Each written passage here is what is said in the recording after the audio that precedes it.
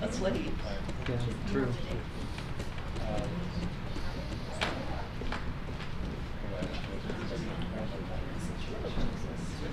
So, is Stacy conducting tonight? What? You're conducting tonight? Yeah, it'll be a good time. Okay. So you want to do that before, or do you want to get going? Oh, sorry. It's 4-1. I'm sorry. I was reading a 130-page OLAG report, just like everyone should. Okay. It's 4 o'clock. Hi, everybody. Welcome to study session. Superintendent. Hey, thank you, President King, and we're excited to be here. Today we have our world language gurus, Rachel McFarland, Jody Lindsay, and they are going to share some amazing things happening in Alpine School District with language. Thank you. Thanks for having us here. As Rob just said, I'm Jody Lindsay. This is my 32nd year in education, and I'm the world language specialist. This is my colleague, Rachel McFarland, and she is 33 years into education, and she co-leads the district with me, and she teaches French at AAPPL High School. So we are so happy to be here. We represent 9 languages. We represent almost 16,000 students. We also work with 116 teachers. Of those 116, 93 of them teach 5, 6, or 7 sections of world language, and we oversee 16 blended teams. And so if you ever are interested in what really great collaboration looks like, that it goes beyond the school walls, you need to come and see what we do in world language and how we have created a district viable guaranteed curriculum. Okay. So with that, we start all of our trainings with our world language mission statement. We created this in 2019 over a series of several months, and we believe we exist to develop global citizens by building language proficiency and cultural understanding. And I really hope that you will see this mission statement woven through the work that I will be showing you that we do as teachers to prepare our students. So I wanted to start off by just doing some fast teacher celebrations, the people that are creating the learning experiences for our Alpine School District students. First, we have done a lot of professional learning, and our teachers have shown up. We ran a new teacher cohort for any new hires, 1, 2, and 3, years 1, 2, and 3. We've had great turnout to that. Rachel McFarland here has run world language cohorts after school for us. We ran last year our first world languages methods course, which we ran it through SUU as a 4-credit, heavily coached course, and had a marvelous learning experience. We have been so blessed in Alpine to receive a lot of resource for professional learning, and so last fall we challenged teachers and people on our leadership team. It's time to pay it forward. And so 9 of us, we put in to present at the Utah Foreign Language Association conference, and all of us got picked up. And in fact, Jenna Flood at Oak Canyon, who teaches French, and she's also a part-time instructional coach, she got voted as Best of Utah, and she will be representing the state of Utah at a regional conference in February. And at this same conference, or prior to the conference, I had been thinking for myself, what can I do? And so I threw my hat in for leadership in Utah Foreign Language Association, and was elected for a 3-year president stint. So I'm president-elect, and I'm hoping this is a way that I can help build teachers and students outside of Alpine School District, in addition to continuing building here.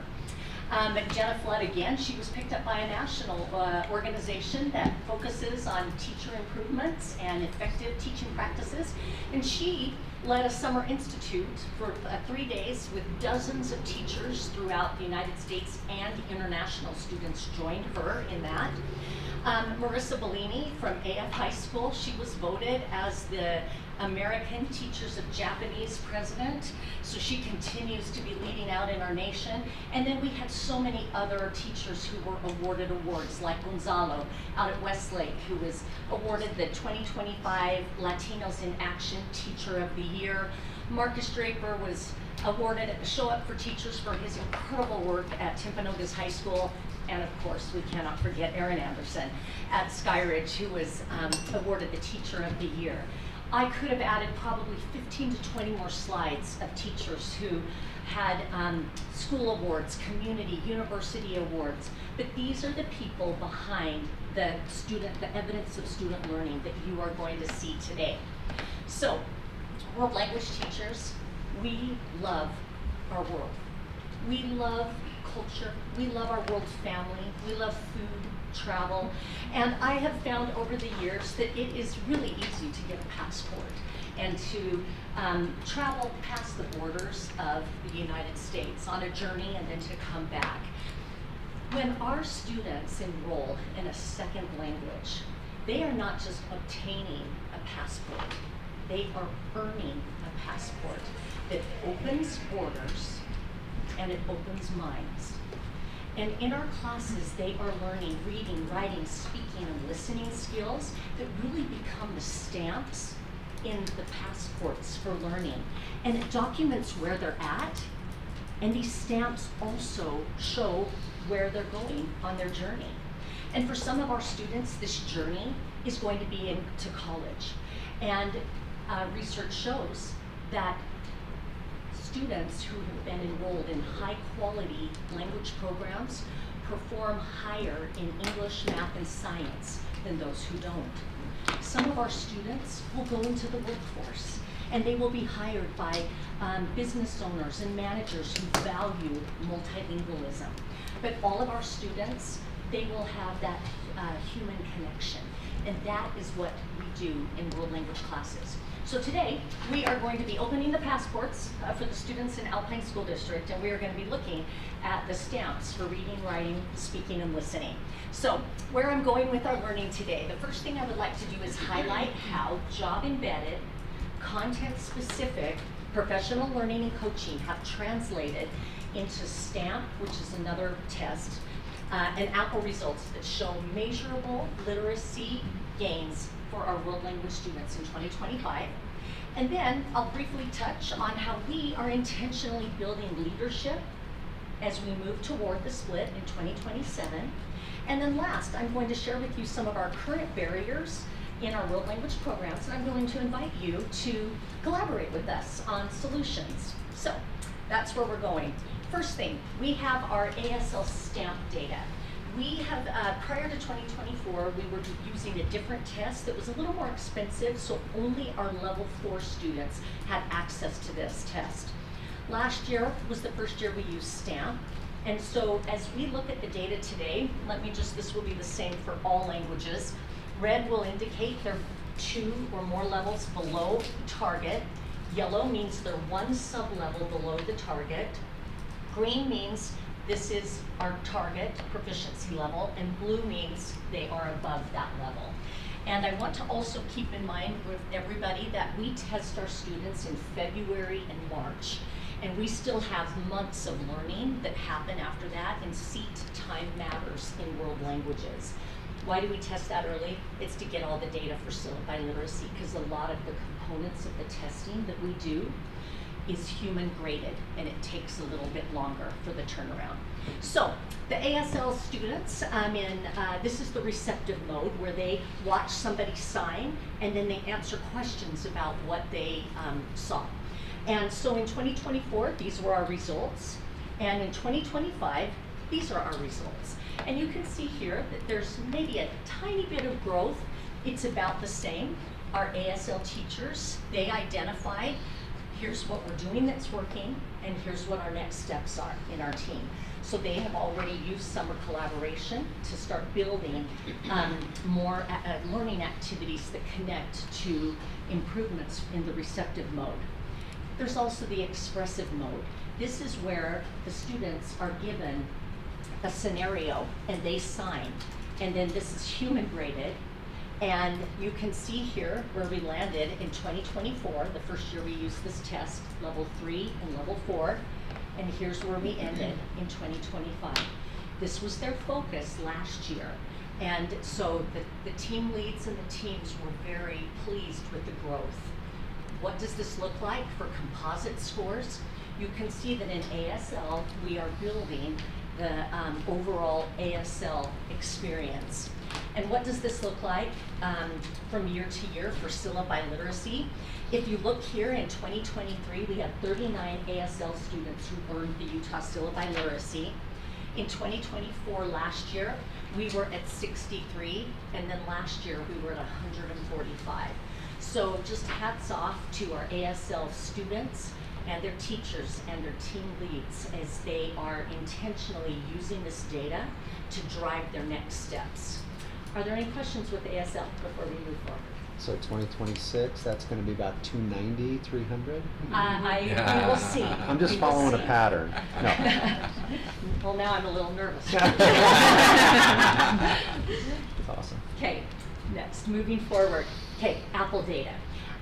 This data that I'll be showing you today is all languages: Chinese, Japanese, German, French, Spanish, Portuguese. This is levels 3, levels 4, and AP. And this is junior highs and high schools. So we have some junior highs that teach level 3. And anyway, I'm excited to show you what we've done here. We'll also be following the same below level, approaching, and at level. Okay, first, this is the way that I've chosen to show data this year. You can see here that we have our years 22, 23, 24, and then I'll show this in a second. And then I thought it would be interesting to also show how many tests were administered. And this can be for several reasons. There can be an uptick in enrollment, and there also can be just more teachers bought in to giving the test, right? So I'm always watching trends. Are we moving students? What are we trending here? And especially, are we moving students to the next higher level? So speaking, this is the mode that is the last and hardest to develop. When you think about it in English, it's the same for us. We typically can understand more than we can produce in our language. So our speaking data in 2025, this looks like we've made significant gains, but keep in mind, we tested more students. So when we look at our data from 2024 to 2025, we definitely are moving students up. You can see here that there's some improvement here. And it also shows us that this is an area that we have chosen to work on in professional learning, which is, again, the student output, what students can create with language. So that is a mode that we are going to be focused on a little bit more in world languages. Okay, next, listening data. And this is, of course, the teachers learning how to teach effectively in the target language so that students can access it at whatever level they are learning at. So we can see here that we have our trends, where they're going here, and then when we look at our listening data for 2025, you can see that our students have made some solid growth in this area.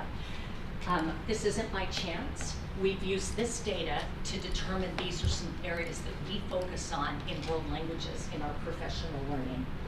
So this does not surprise us because this is where we have put our efforts. Next, writing.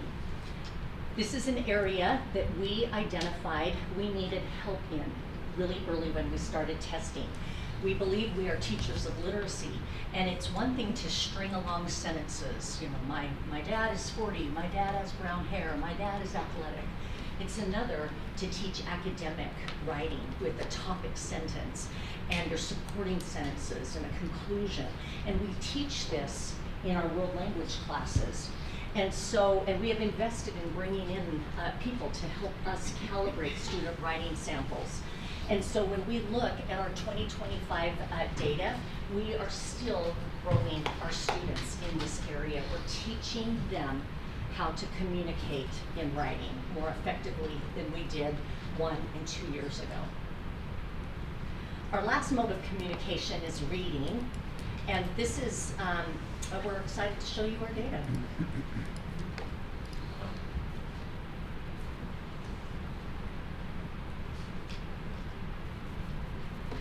As I mentioned early in my career, 32 years ago, 33 for Rachel, I was told clear back then, every teacher is a teacher of literacy. And I kind of believed it. But we have evidence now that show that we are teachers of literacy. And keep in mind what this looks like for your multilingual students. When we are building literacy skills in their first language, research shows the second language just follows it, which would be English for them. And so the work that we do matters. Are there any questions on this first piece with our data? That's fantastic. That's very encouraging to see. Thank you very much. Yeah. Very much a team effort, huh? Yes. I mean, I've had kids who have sealed by literacy. I know how much work goes into that, and seeing those numbers is just amazing. So It's really, yeah. thank you for that Yeah. comment. The Syllabi Literacy has ended up to be this really awesome award. We really have used the Apple data to change our Tier 1 instruction, to make those little shifts. So a huge thank you to Ed Services for investing into world languages. That has made a huge difference for us. And it's showing. Yeah, Yeah, it does. that's fabulous. Great. Okay. At the end of last school year, I sent this out to to you, the school board, and to the district leadership team, a little bit about the Syllabi Literacy. We had almost 900 students who earned the seal. We're really proud of them. But I wanted to show you, I talked at the very beginning how job-embedded, content-specific professional learning is shaping our AAPPL and STAMP scores, which is the evidence of student learning. Well, you just kind of cast your eyes here. This is our Syllabi literacy data, and kind of start looking at maybe the years where we're starting to see the growth, because I want to show you the next slide. Early in my career, the only access to professional learning I had was the Utah Foreign Language Association conference. Once a year, it was about 6 hours. It was definitely content specific, not job embedded, and it was isolated. It was around, there we go. It was around 2009, 2010, I believe, that Alpine started giving us every other November or October where we would have a content specific day, and then the next year it would go back to the schools. Again, we had content specific PD, professional learning, but not job embedded. It wasn't until around 2017 and 18, Alpine jumped that to about 16 hours a year. Our teachers had the Utah Foreign Language Association, but it was around here in 2020 where we ended up having resource to really create job-embedded professional learning opportunities. And the data that you just saw, we believe, ties directly back to having these resources and opportunities for our team. Where are we going in 2025? This kind of shows where our focus has been as World Language Team. We are working on high leverage teaching practices, so because of the data that we have from Apple. So we are very intentional. We, as World Language teachers, we've kind of outlined how many hours of professional learning we have between now and 2027. Just last week, we had 71 teachers that left their classrooms. We used the World Language budget to pay for their subs. And we spent a full day with the brilliant Catherine Tyler from Pleasant Grove High School learning about teacher input, so that, meaning how to teach in the target language so that students, our next step will be that student output, which you just saw, our Apple data. That's where we want to go with this. So we have teachers who are willing to continue learning, and that is part of our goal as a world language team, is to continue to learn and grow our students. What did our teachers say about this day? Not all of them have filled out the survey yet, but last, they said, how well did today's learning advance your capacity to meet the needs of your students? You can see that it was far more positive than the one negative. And then the one that I really, I'd love to ask this question, how likely are you to implement today's learning into your instructional practice? And you can see definitely and most likely. What's really great is we'll next month have our world language cohort where we will follow up. So what have you implemented from September 16th? What's working? Where do we still need support? Where can we answer questions?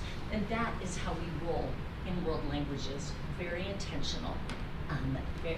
very well thought out. So that is how we are highlighting how we are using job embedded content specific professional learning to grow our students. So next, unless there are any questions, I would like to briefly talk about how we're intentionally building. Yes. So when you say job embedded, you mean district embedded, Yes. is that right? Yes. Not necessarily classroom embedded. What we're looking for touch points to professionally learn and grow together. And so that's what we try to offer in world languages. Every 2 to 3 months, we're having an opportunity to learn, grow. We take the teacher feedback and create the next steps. So would you say that it's that you have created the curriculum? What we've done is we have used teacher feedback, and then we use professional resources from our national organization. We're learning for the next 2 years from this book called Enacting the World of Language Acquisition, High Leverage Teaching Practices. It's the methods book that BYU uses and several other universities. So you pulled from other sources, Yes. but you have. We create it, correct. And that's Pretty the awesome. Catherine from Pleasant Grove is brilliant, and we stipend her for her work to guide this part of the learning. Okay. Okay, how are we intentionally preparing schools and clusters for 3 new districts? After the vote in November, Rachel and I sat down together and we said, well, let's make our short-term goals, which is like our 12-month goals or our 15-month goals, and then long-term is our 3-year goals going into the new districts. And in my mind, I coined this idea. We are still headed toward the same destination. We're just going to be on some different paths. But the destination should be the same. It's proficiency-centered learning for our students. And so these are the goals. These are the things that we are focusing on. These hang in my little cubicle over in the other building. So some things that we're doing. First, Rachel and I have been running a new teacher cohort, and what we've done is we've invited a teacher from each of the new 3 school districts to join us. They co-create the content for the new teacher learning experiences, and then they facilitate it. So we still are, we're coaching, we're working together, but we're spreading this leadership well. Second, we expanded our leadership team to 3 teachers from every language in all the 3 new districts. We meet 4 times a year, and we focus on effective world language programs and teachers. And these are the 4 things that we work on, as well as building leadership in our PLCs, because we have a deep, deep belief that PLCs drive good teaching practices and student achievement. We also have site leaders from each school that we meet with 3 to 4 times a year. We also focus on this. So how are we building teachers for the new districts? We are building about 40 plus new teachers in 9 different languages. We're building leadership through our cohort work. We have about 70% of teachers who are consistently coming. So we're building their knowledge and skills.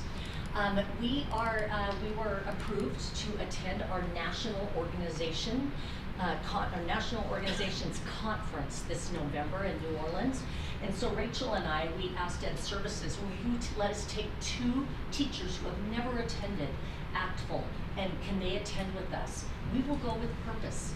We will meet ahead of time, and we'll have something that we look to learn, and then so that we can come back and we can help shape the work that we're doing in Alpine.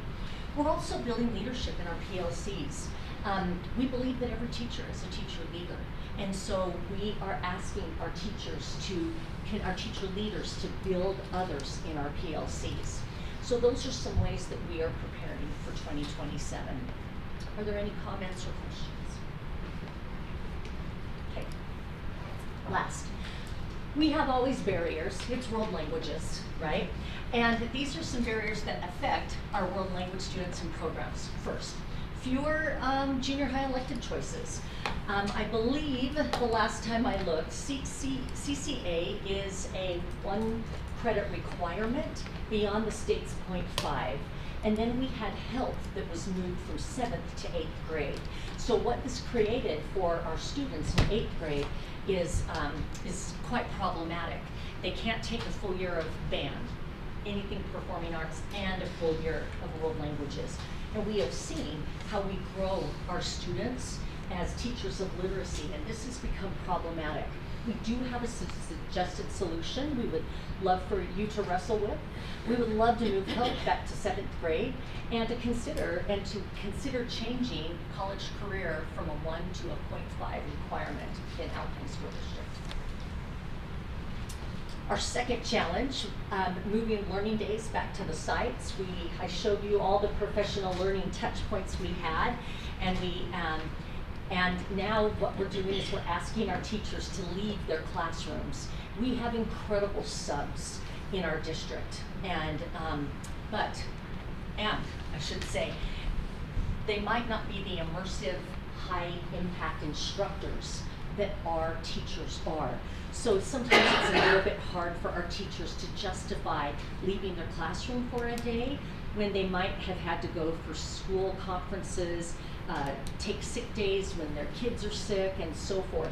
So that has been a challenge for us. A suggested solution is to reconsider May 2026 as a final district-wide content-specific day.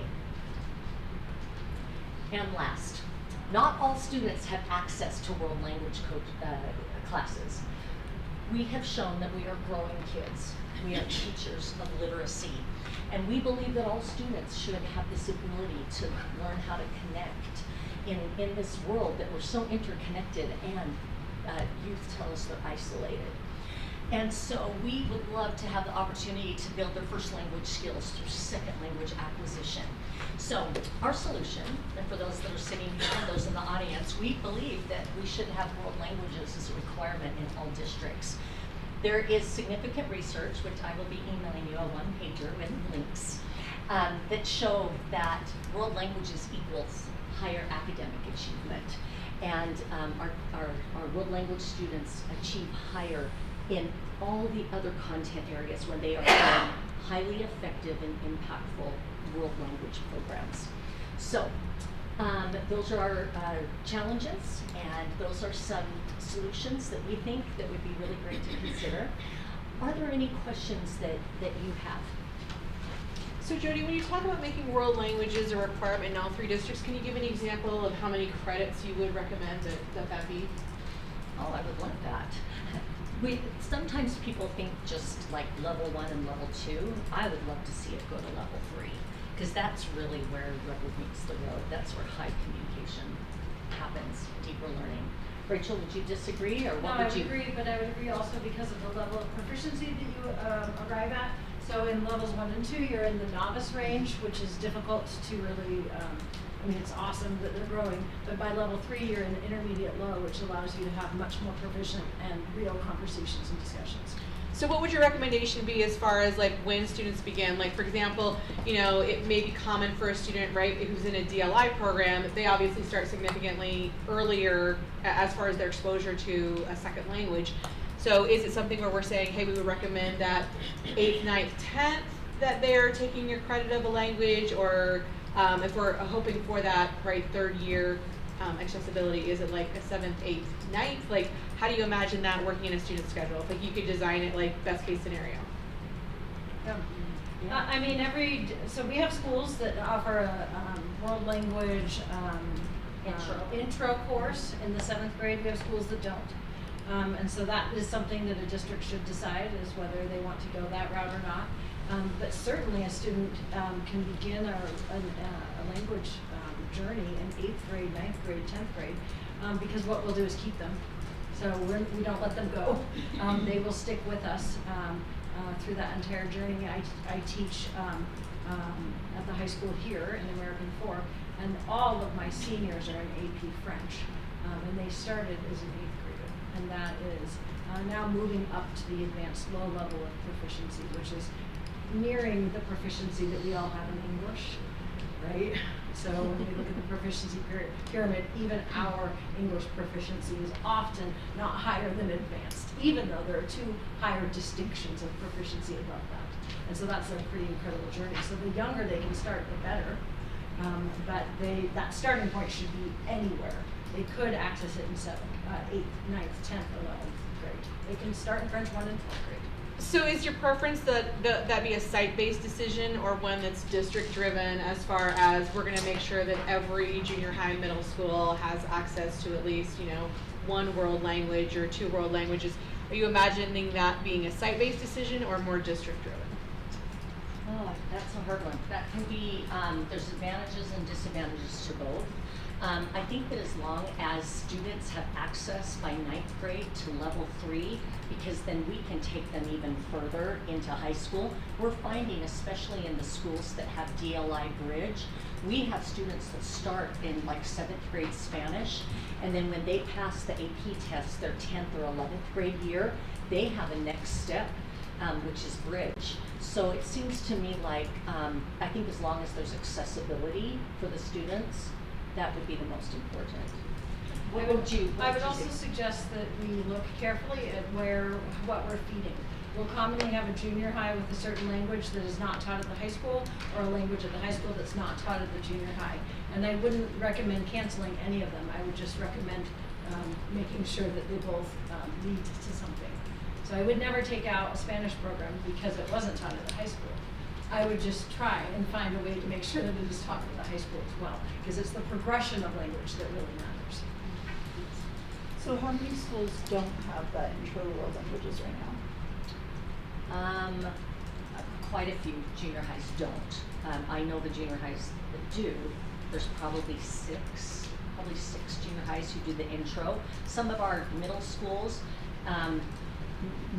typically in Alpine will have a 7th grade exploration class, and then the first opportunity they have to get in a year class is in 8th grade. The schools in Alpine that have junior high behind their name, they typically have a full year 7th grade option.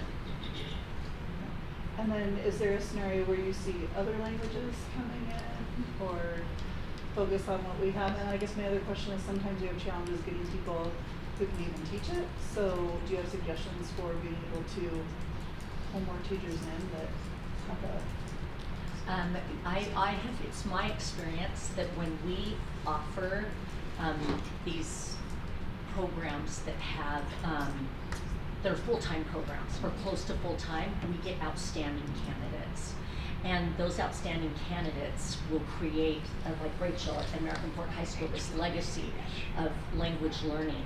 And when when we say, well, we only have room for 2 sections, that's where we oftentimes see a hiring of maybe somebody. All the teachers that were maybe the 5-star would have maybe run for full-time jobs, and we've picked up some amazing hourly teachers. Let me just say that for all the record. But that does play a difference in our world. It's the quality when we can offer them. When we offer these programs, we typically get high-quality teachers who apply for that. So is that full-time in one school, or like they know at Leah Junior Ours was at Timberline too, right? So can it be split between 2, or you're saying full-time in one school? I think that sometimes it starts with maybe splitting and then the option to really grow. Because sometimes it's the schools that have to make the decisions. Well, even though you've got 120 students, we need to pack them into 3 classes because we don't want to offer 4 sections because it messes up FTE. Last question, how many of our students make it to the level 3 right now? Oh, I don't know that I've ever tracked that attrition rate. But It is not an abnormal thing, I'll say it that way. Yeah. So I was work just curious strongly. where the number falls, Yeah, I work closely with my junior and high colleague to make sure that all the students in level 2 have a strong encouragement to be in level 3. I can track them down, and I'm very convincing. But I think many of our teachers are very good at marketing the program to level 3, because at level 3 it can be concurrent enrollment credit. And that's a big sell for our students to start their college transcript in the level 3 course. And then level 4 course can also be concurrent enrollment, and a level 5 course is an AP class. So my students, I teach levels 3, 4, and 5, can earn college credit in all of the courses that they do with me, which is pretty awesome. Okay, I have another question, sorry. Yeah, please. So like I know a lot of teachers teach concurrent and AP and level whatever all at once. Is that sustainable for them, or do we need to move towards them not teaching 3 different things? You know, you're asking 2 teachers that are used to teaching 4 and 5 different preps. No, but I'm saying like in one Yeah. class, right? In Like one we have class, all those that's things in very one class period. problematic. So do we Very- have enough, we just don't have enough students to put it into multiple periods? Sometimes, some schools, they combine like 3, 4 AP. That's where I think we lose the Yeah, students. that should be avoided Yeah, at that all should be, costs. yeah. Because if you're reaching a different destination with your 3s and 4s and 5s, but you're teaching it together, it really doesn't hurt your students or teacher. But aren't like AP, concurrent enrollment, and 5, we've seen those at once, haven't we? Concurrent enrollment is not French 5. So Oh, 5 sorry, is not AP. French, like, but I'm 4 saying like and for 3. Spanish, I've seen it where they're doing like 3 different. Sometimes what they'll do is they'll do Spanish 3 and then Spanish 10-10 concurrent enrollment, and that tends to work. But when they start bunching it together and say, you know, German 3, 4, and AP, that's where it becomes problematic. Yeah. Thank you Yeah. for the presentation. I am astounded that between the 2 of you is over 60 years of expertise and experience. I mean, that's astounding. That's really, really amazing. I know that, I mean, we've gone a long way even in the last 8 to 10 years with the seal of biliteracy. It's pushed now more than ever. That's such an amazing number. The seal of biliteracy starts when they're in junior high. It actually doesn't have anything to do with where it starts. It's what the students can demonstrate. And that is, in English, they need to demonstrate that they have a level of proficiency. And the evidence they can have is from ACT scores. They're looking at English specific. It's 18 or higher. And they used to use Aspire, but now that that's being phased out, it was a 3 or a 4. And then on the world language side, they can earn, if they earn AP, a 3, 4, or a 5, that qualifies them on the world language side. The AAPPL testing, we're looking for in I2 and intermediate 2 in 3 of the 4 modes. So it's really 2 pieces coming together. Do you have any data of how many of our DLI students continue on with that particular language until their senior year? Oh, with Bridge? Ooh, I don't have that. Erin, do you have that? I do, I'll send it to you. Okay. I'm just curious about that, and because sometimes you hear that DLI, they kind of, the kids by 6th, 7th grade maybe decide not to do it. And I was wondering if, the state has talked about incentivizing, these kids to keep them in the program so that they can continue. Has there been any discussion on the state levels of incentivizing them? Well, the Bridge program is one of the incentives where they can be earning the, is it 3,000 level credit?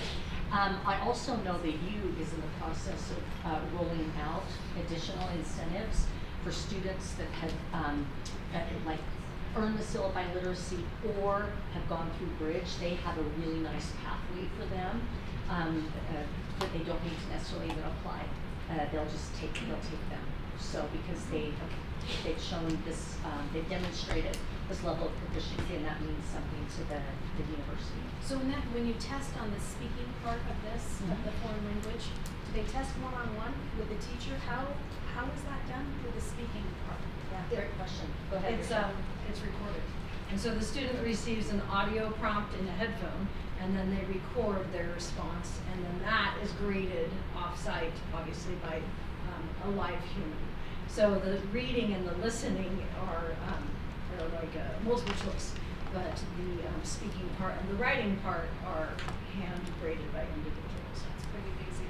And my last question is, I've been asked a couple of times by people, what is the district process for getting a foreign language in? Like, for example, Arabic. What is the district's process? Obviously, you have to have a certain number to even qualify to have the program, but what is that? I don't know that there's district policy, it seems like that's more site-based. School-based. I know that, is it a school, yeah, as I know with the Arabic, I was reached out to like 5 years ago, because there was a certain junior high that had a lot of enthusiasm. And I said, that's great, but what are you gonna do when you go to the high school? And so that's, again, are we gonna invest in the language at this level if we cannot continue it? Because it's all about student progression. And I would say, I have spent 33 years making sure that American Fork High School is the best school to transition from a language from the junior high to the high school. That has taken 3 decades of work. So it's not as easy as it sounds. It is easier if the same languages are taught in the same schools. But I have spent 30 years making sure that we take who we receive and then we build them all the way through so that our students have as many opportunities for language and as much depth of language as they possibly can have. Because that is where your bang for your buck is in language, right? Everybody can know a few words, but those who stick with us for the whole journey can be proficient in another language, and then we have all of these benefits to other contents, and then the preparation that gives us for life experiences. And that has been my career in one location, and then I help out to do that in the district. So it does require a lot of strategic thinking to make sure we offer these opportunities for our students. And I just want to say, I love that you did say that there is, with world language, a higher academic achievement. But I do think that connection piece, especially when we have, for example, Spanish, but we have kids that are, our native speakers that are there, there is a definite connection piece. And I think that is so helpful, and that's something the district has spent a lot of money on in the last couple of years, at least 5 or 6 years, is that connection piece. But to see that through the lens of a foreign language, you can see how crucial it is to help establish that connection piece with their students. Absolutely. Did you have a comment? Yeah, so we now offer 9 languages, and I really, assessing this, I don't really see any of the 3 districts offering 9 languages. Do you?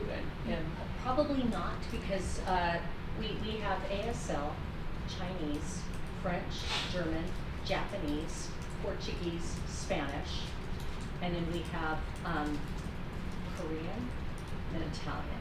And Korean is Mountain View High School, and Italian's at Lone Peak. So those are specific to those. And I don't believe we have any Portuguese out west. Okay, Aaron's shaking his head as well. so it's just really centric to the demand and the location. And is there any precedent for crossing district lines to access language programs? Like in 2027? Like right now? If you had a teacher there is that could no do need. AAPPL. Yeah, I'm in the state. I don't know. Yeah. There's no If anyone's crossing borders, it's coming to us. It's coming to Alpine. And going back a slide, you said that we are going to be discontinuing as of May 2026. This you'll will have- be our final district-wide, content-specific. So you're down. You're going to shut that down. No, What It's is it? going back to the school. it's It going was back to shut schools. down. It was shut down. Okay. So that's why we're shifting our budget to cover subs, to see if teachers will still come and learn. Because our teachers, when we first, we asked them, are you willing to keep learning? And we had 84% of our teachers who said we are willing to leave the classroom 2 times during the school year and attend the cohorts. And so we're like, if they're gonna come, we're gonna build it, and we're gonna just build everyone who wants to learn. I have a question Oh, yes. about that. What have you guys looked into? Like, say you have one high school's offering a language, the other one isn't. Is there any precedent for zooming into that classroom from the other school, or kids doing it on, watching the lecture? Like IBC, that type of Something thing. like that, yeah. We have seen that. Out of all the effective everything, it's down here. Okay. Maybe better than nothing, but it's But not great. You don't have data that shows it's been effective. Okay. Highly effective. Awesome.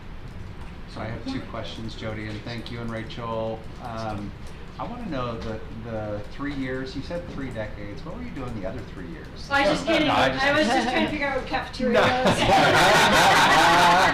I just knew my own hall for 3 years. I didn't know where the gym was. Just so awesome.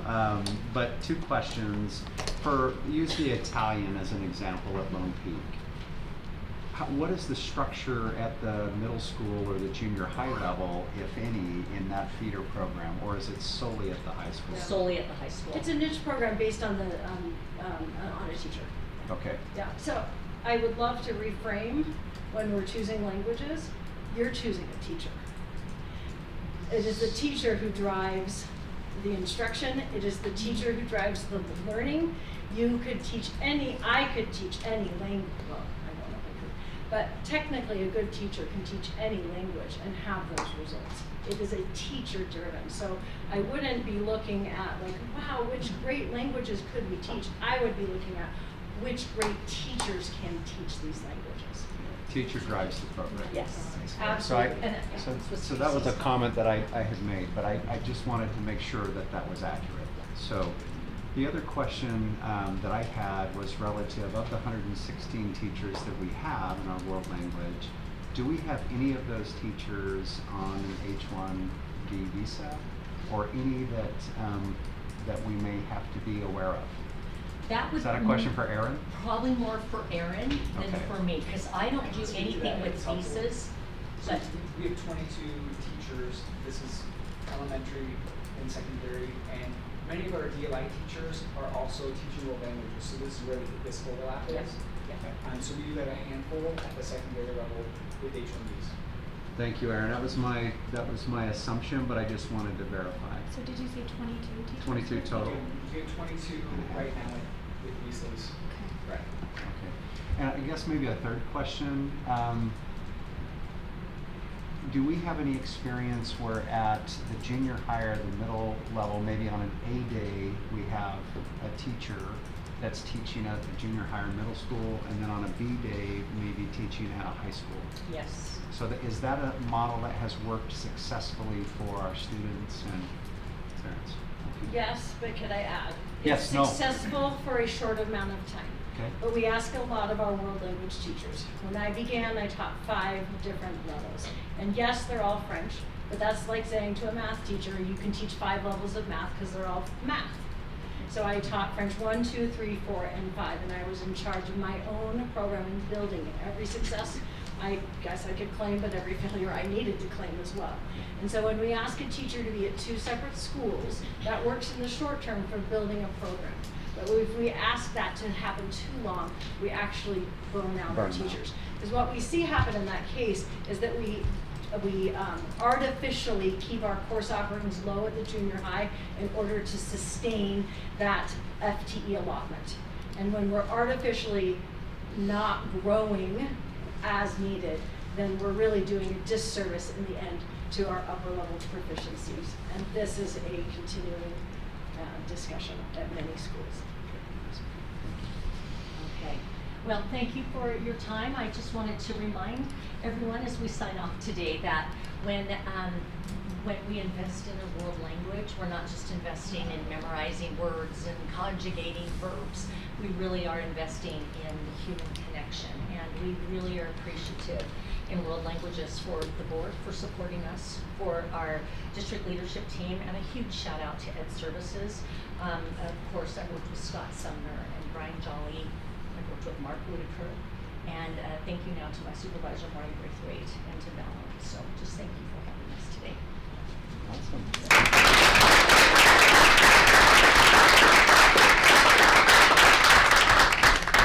Well done, awesome. Board President, back to you. Okay, so it looks like we are done with our agenda for study sessions, so we are done until our board meeting at 6. Thank you. Awesome. So we do have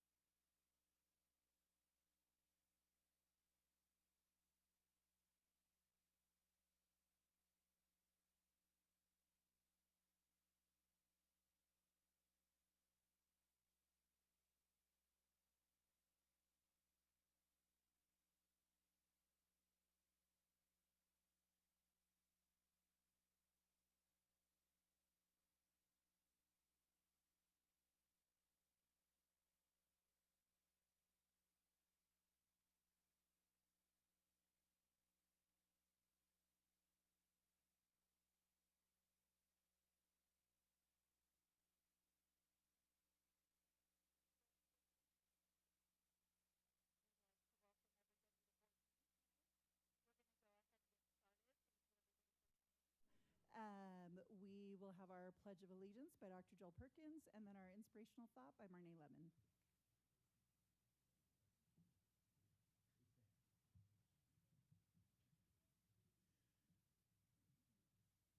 I pledge allegiance to the flag of the United States of America and to the republic for which it stands, one nation, under God,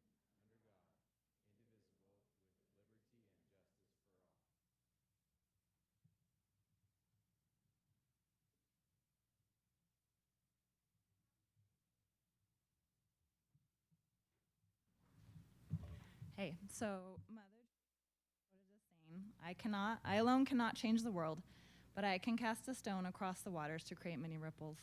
And we can see ripples like that in all facets of our life, but I especially think in education. Sometimes you get a ripple right in front of you, a student gets a light bulb moment and you know that they get it. And other times those ripples don't happen for many, many years. My daughter's second grade teacher introduced her to friends that she is still best friends with to this day, and I consider that a great ripple. In my personal life, one of my favorite things about Skyridge, which is where I'm a parent at, and there's lots, but one of my favorite things is the front doors of the school. A cross that says, "You belong here," as you walk into the doors. The Skyridge faculty and administration have done a magnificent job of trying to create connections with students and to help create those ripples that will go forward in their life. And I'm sure that's done throughout the district, but I just happen to know Skyridge. So I would just encourage you, as you're making decisions today and tomorrow and all the things, that think about what ripples you're going to create with those decisions. Thanks. Thank you.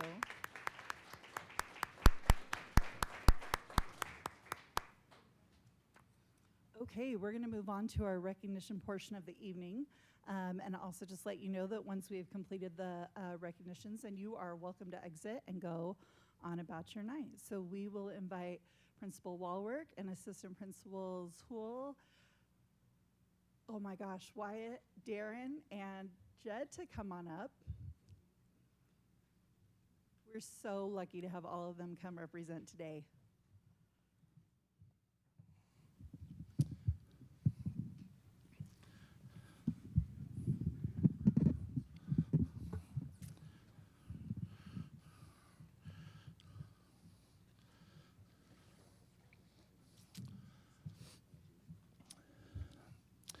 All right.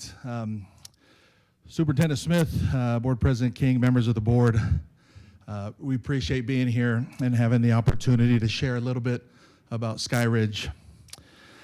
Really want to thank Marnie for that awesome introduction, and appreciate you, Ms. Lemon. We're going to just start introducing some really important folks at Skyridge, and so we're going to get going. So here we go. Let's start with Kelly Spencer. Kelly Spencer, you want to come on up here?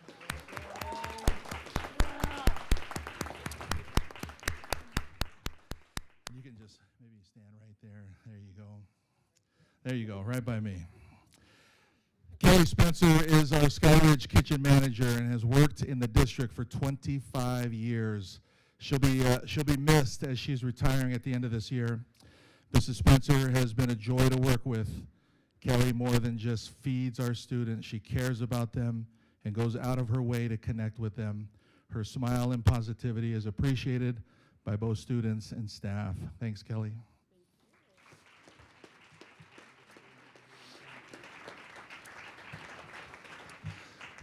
Sonia Cuff.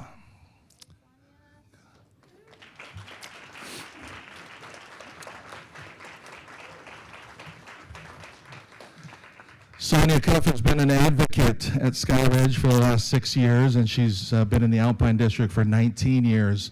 Mrs. Cuff has had a tremendous positive impact on the success and achievement of many, many of our students. She has a way of encouraging and inspiring her students in the same breath, and to help them reach their full potential. Thank you, Sonia.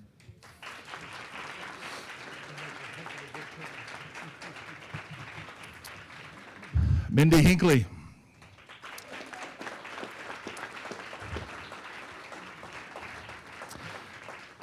Mindy Hinckley is in her 10th year at Skyridge High School as a science teacher. She has taught in our district for the past 15 years. Mindy teaches various advanced placement and concurrent enrollment classes, and her student success rate with those two college-level courses is through the roof. She has also served in many teacher leadership positions, including department chair and on various leadership committees. Thanks, Mindy.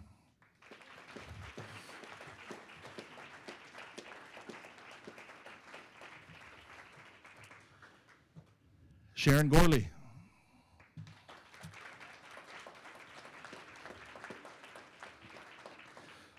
Sharon has been a math teacher at Skyridge since it opened 10 years ago and has been in the Alpine School District for the past 20 years. Sharon is one of our AP math teachers, and her students pass the AP test at a high rate. She will be retiring this year. I know she looks way too young, but she is. She'll be retiring this year and will be tremendously missed by both students and colleagues. Thanks, Sharon.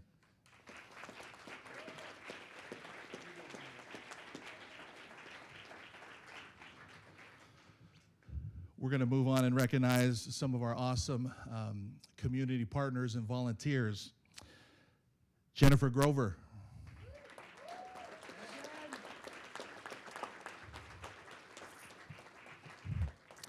Jennifer Grover is our current school community council chair and has been serving in that position for 9 out of our 10 years of existence.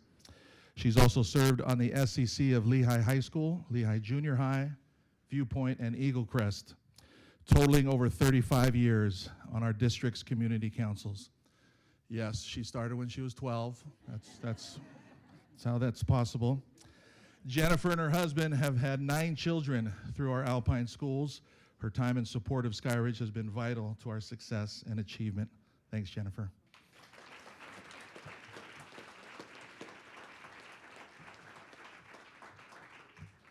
Dr. Corey Nelson.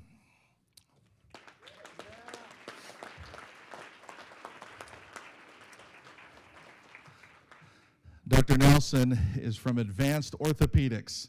He's been our team doctor for the Skyridge Falcons since we opened in 2016. With his tremendous donations of money, time, and resources, Dr. Nelson has had a great impact on so many of our student athletes. You won't only see him on the sidelines of our athletic contests, but you also see him in our classrooms and our training rooms, teaching and supporting. Much of Skyridge's extracurricular success can be traced to Dr. Nelson's commitment and engagement with our students. Thank you, Dr. Nelson.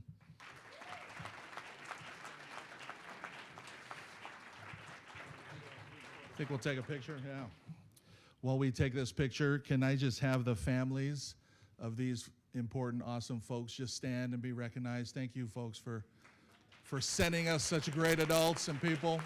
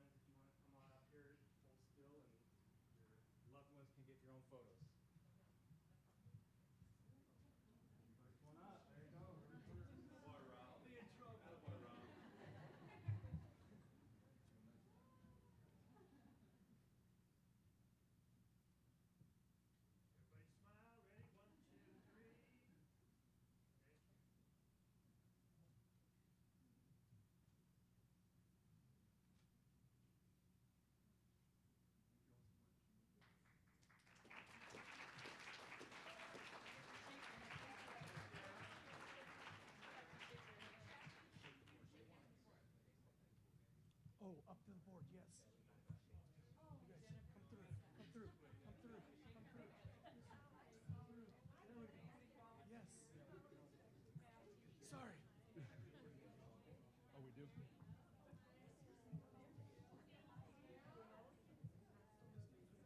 like run the gauntlet. We're going after.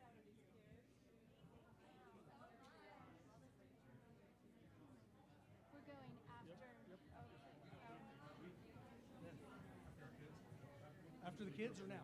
Now.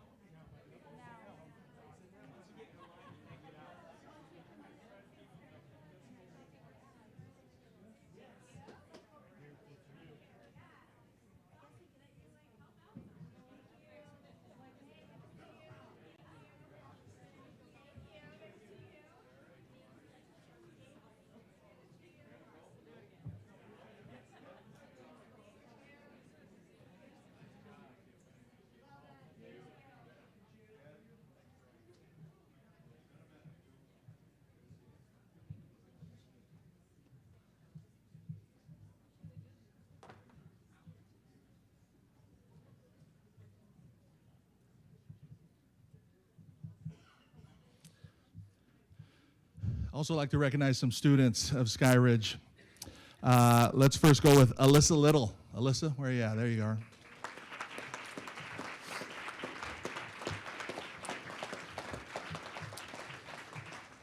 Alyssa is currently a 12th grader at Skyridge with an accumulative GPA of 4.0 and is ranked the #1 senior in her class of 817 seniors.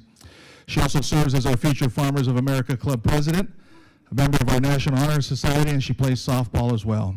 Her plan after graduation is to attend either Utah State or Texas A&M. She's going to be an Aggie either way, and study veterinary science in order to be a veterinarian. Thanks, Alyssa.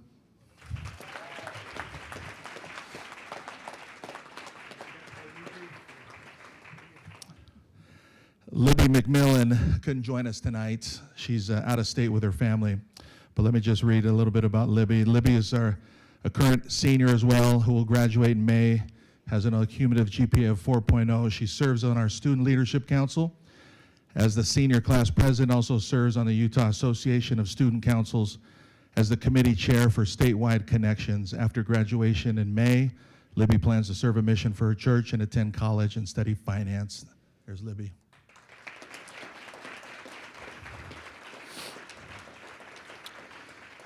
Boston Long, come on up, Boston.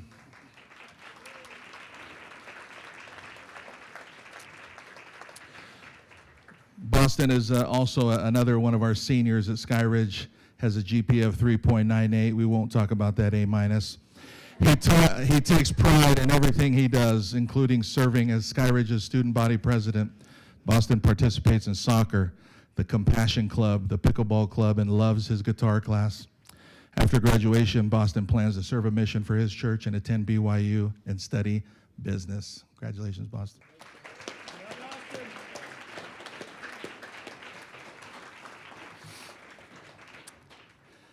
Nay Juliet Ruiz.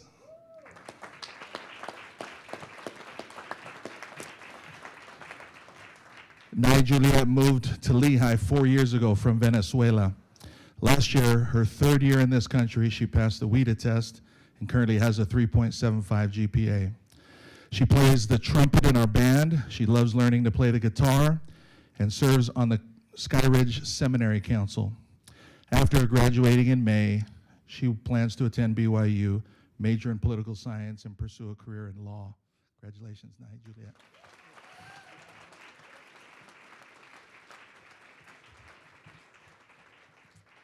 Charlie Jackson.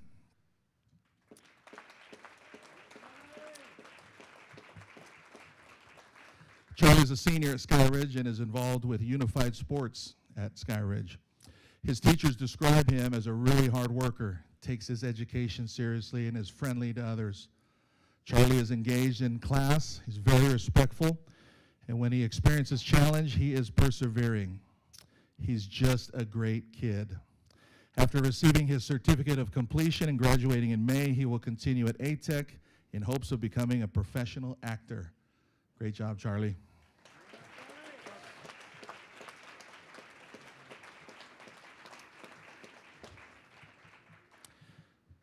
Last but certainly not least, Kingston Seu.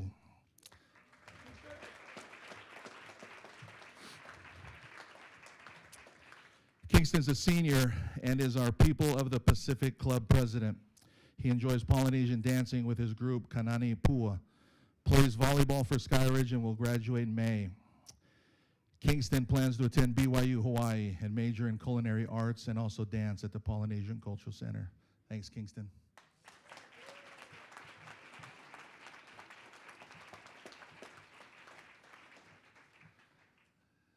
Picture, overview, picture first, and yeah, okay, all right.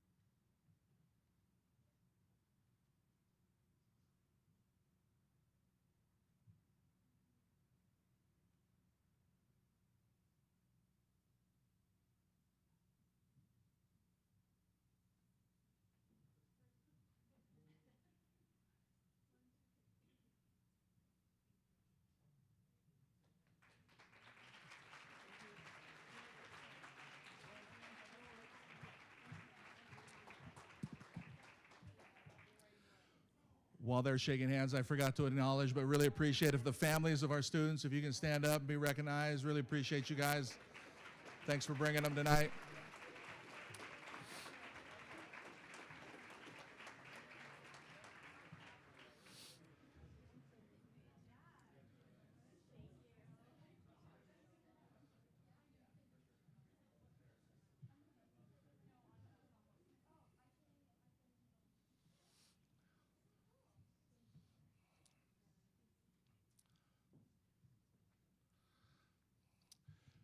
Just in closing, they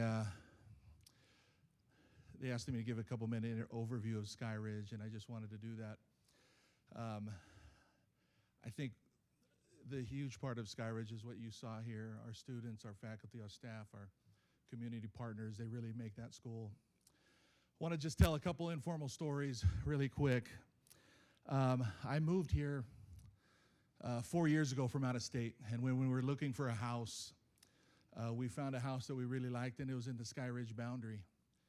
So we made an offer, and this was 4 years ago, so I and probably 11 other people made an offer on this house. And I made the offer. It was that time where you probably had to offer a lot more than what it was listed. As an educator, couldn't really do that. So we made our offer, and I wrote a letter. And in the letter, I just described the importance for me to live in the community that I worked. Talked about it was important for me to rub shoulders with my parents at the grocery store and run into students at restaurants and the gas station. And anyway, I submitted that letter, and as to our surprise, our offer was accepted. And our realtor said this. She said, your offer wasn't the highest, but the letter really got to the seller. And the seller told our realtor this. He said, I just had a daughter graduate from Sky Ridge, and she struggled at other schools. But when she got to Sky Ridge, she flourished, she thrived, she loved her teachers. She had a tremendous experience at Sky Ridge. And this parent wanted to give back. I don't know if he's giving back by hiring me, but anyway, he wanted to give back to the school, so he accepted our offer. The second story I just want to share, and I share this with my staff, they probably get tired of it. I live in the community, and you can tell by my figure that I frequent many restaurants in the Lehigh community. And anytime I see one of our students, I'll always ask them these two questions. I'll always ask them, hey, who's your favorite teacher? And they'll quickly rattle off one or two teachers, easy. Then in the next question, I'll ask them, I'll set them up, because I don't want to out them. I'll say, hey, listen, here's the other side of that question. And don't worry, I'm not going to go to the teacher and tell them this, but give me a teacher maybe you struggle with, maybe not your favorite, that's hard. It's hard to go to their class. And I'm telling you, 95% of the answers goes like this. Gosh, a bad teacher. Mr. Walrick, I don't know. I like mostly all my teachers. I can't give you a name. I think Marnay mentioned it earlier. You see this picture. I think the reason because Sky Ridge is not a perfect school. We've got room to grow. And unfortunately, sometimes kids maybe don't have a great experience there, but overall and in general, I think this phrase that hangs over our entrance is the reason why you have such great people and such great experiences personally for me, is because everybody in that building really take this important. They want people to feel like they belong, whether you're a student, whether you're a patron, whether you're a visitor, whether you're a teacher. We really believe this, and our actions and words really try to show that everybody belongs at Sky Ridge. So thank you very much for letting me share tonight.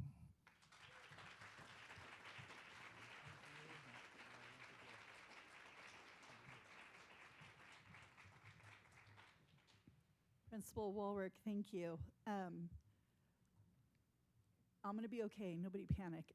There is something to be said for looking at all these faces in year 10 and to having had a front row seat to watch all of this, and also being the mother of 4 children who have benefited from this incredible team. Our admin team are some of the most amazing humans I know, not because of their educational expertise, but because of the way they treat our Skyridge kids like real whole humans, and kids that they are helping to mentor on their way. So I am deeply grateful for the work that they do to help our kids want to be there, and for teachers who our kids are excited to go.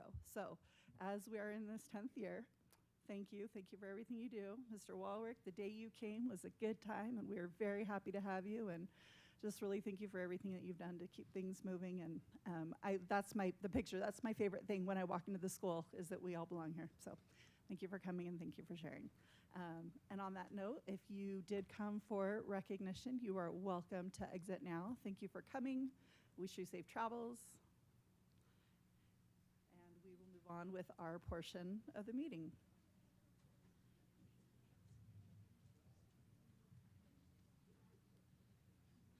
Okay, board members, I will entertain a motion to adjourn from our board meeting. I move that we adjourn. Second. Motion from Ada, second from Emily. Any discussion? All in favor? Aye. Any opposed? Okay.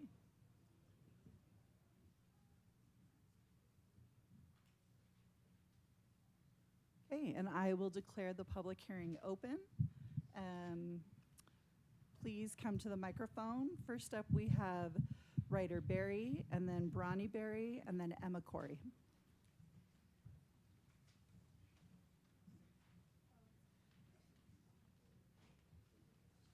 Okay, just kidding.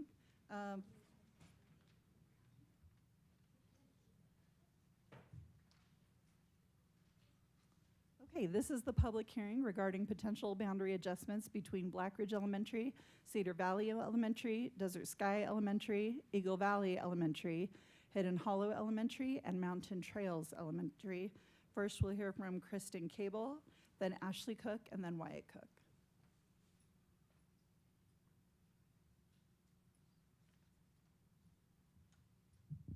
Thanks for hearing from me. I appreciate it.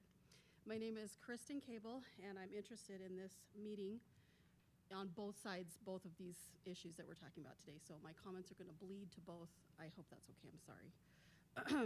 So I'm interested in this meeting, both as a parent with children. My first 4 children went to Eagle Valley Elementary, and my last 2 children went to Cedar Valley Elementary.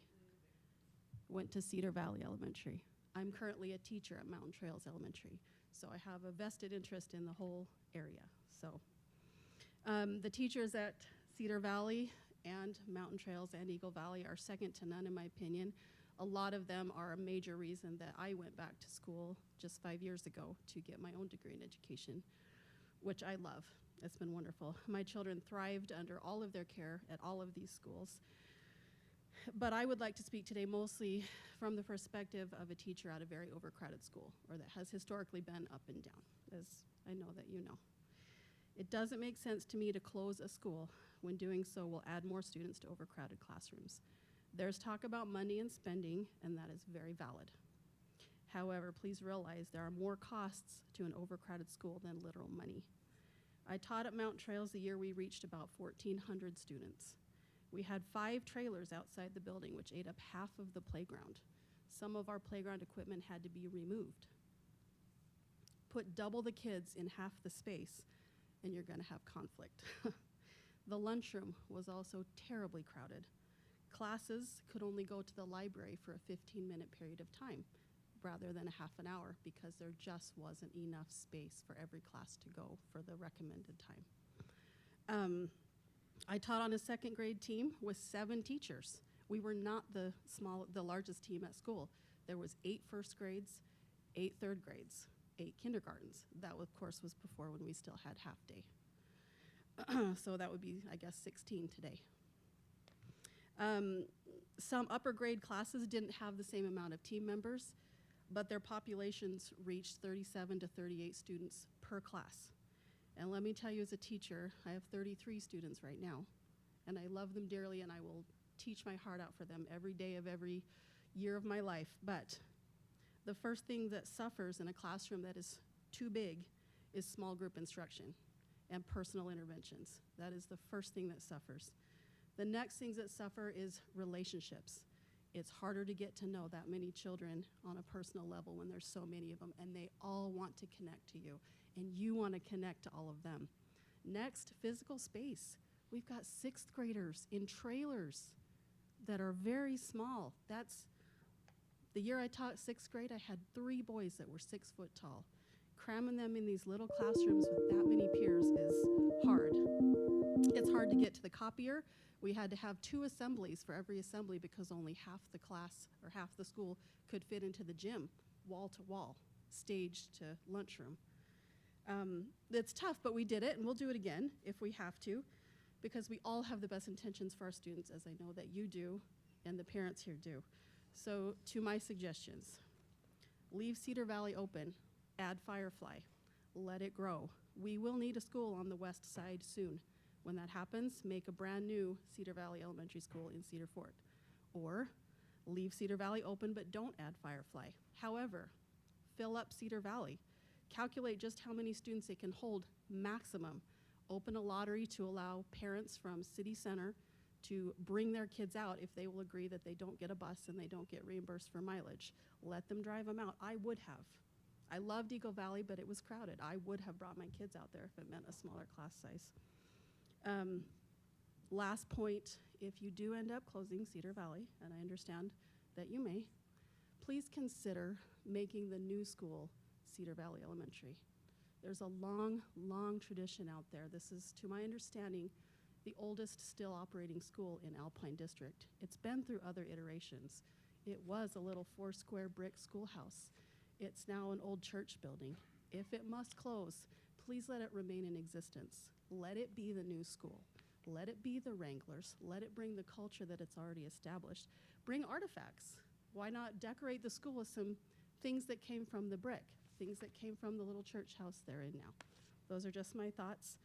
Please also consider leaving it open to alleviate crowding in other places. It's got functioning classrooms with room for kids. Please leave it open so that they can go there. Thank you. Thank you. Ashley Cook.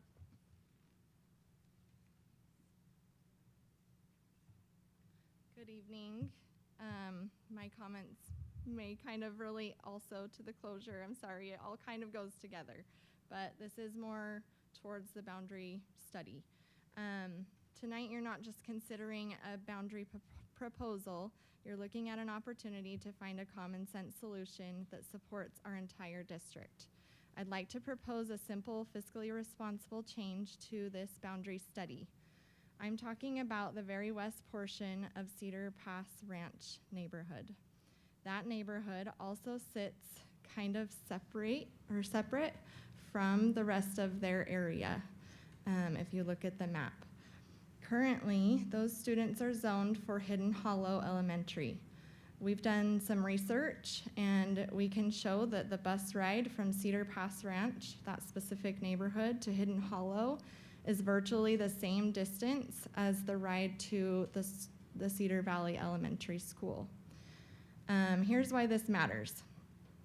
If you move the Cedar Pass Ranch students to Cedar Valley Elementary, you won't be increasing bus time or district transportation costs.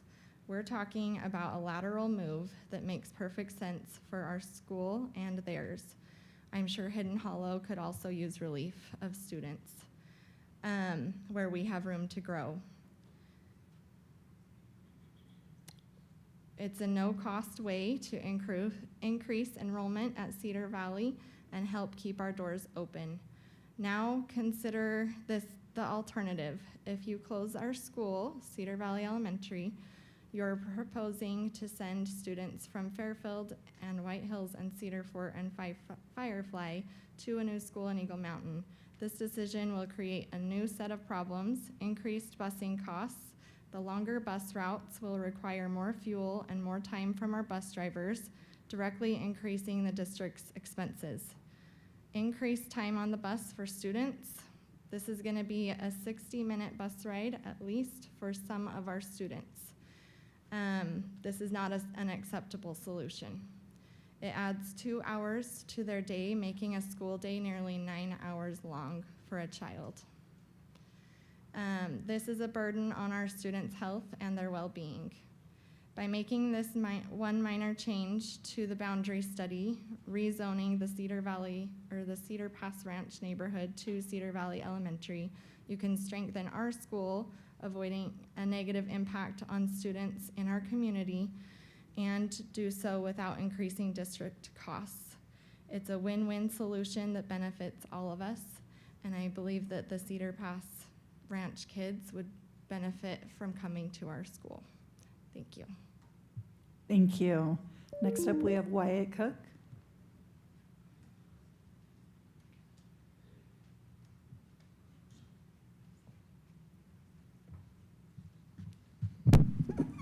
Good evening. I'm Wyatt Cook. I'm the mayor of Cedar Fort. So like everybody else, my comments might bleed over a little bit. I feel like this issue, the boundary adjustment as well as the closure, are pretty similar. I understand the separating them and getting that difference, but they go hand in hand, right? They go together. So I appreciate some of the other comments as far as the history goes. I've lived in Cedar Fort. I've been out there my whole life. I had parents that went to Cedar Valley Elementary. I went there, my kids are going there. The interesting thing about bus routes is I was actually somebody who experienced the bus routes. When I was in 6th grade in Cedar Valley, that grade got moved over to Lehigh Elementary. And that added, it was about an hour onto our day, every day. For a 6th grader, that's not horrible. You're already kind of getting used to that because you're getting ready to go into middle school and that type of thing. But it's drastic, especially for the younger grades. That's a significant impact, right? So as far as the boundary study goes specifically, I don't think all options have been explored, and I think this is being very rushed. I think we need to reevaluate it, look at it, take some more time on it. Just for example, the bus route that was brought up by the last commenter.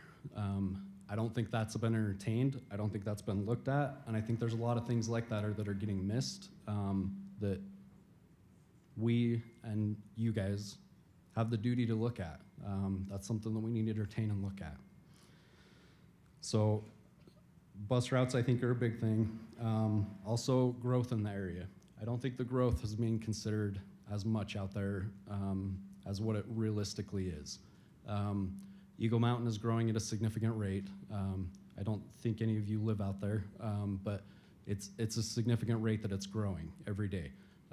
Firefly's growing significantly, and then not to mention that, Fairfield and Cedar Fort are also growing as well. We've always kind of tried to push off growth. We haven't wanted it. The residents are changing our mind. Just Cedar Fort alone, we're in the process of approving a 200 home subdivision right now that's gonna start probably next year. There's another one that's 120 homes that we're approving as well. We've also approved a couple small ones. We have a 9-lot subdivision that's starting building. It started yesterday. We have some other ones that are doing it as well. And this boundary study, I think, needs to take that into consideration. There's a lot of things, a lot of different adjustments that I think could be made to accommodate that growth and where it needs to be, so.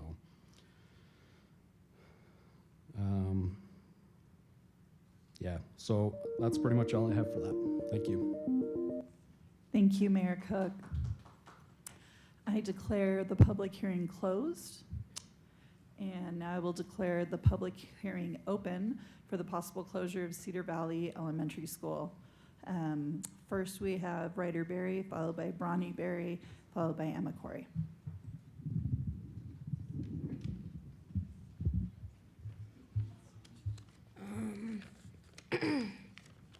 So, my family has been in the school for many generations.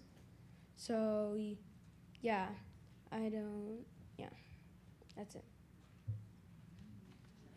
Thank you, Ryder.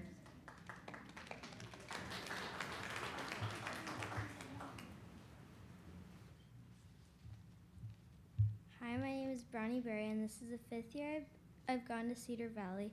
My family has attended this school since my great-great-great-grandpa. It is fun that I get to go to the same school that my ancestors went to. Thank you, Bronny.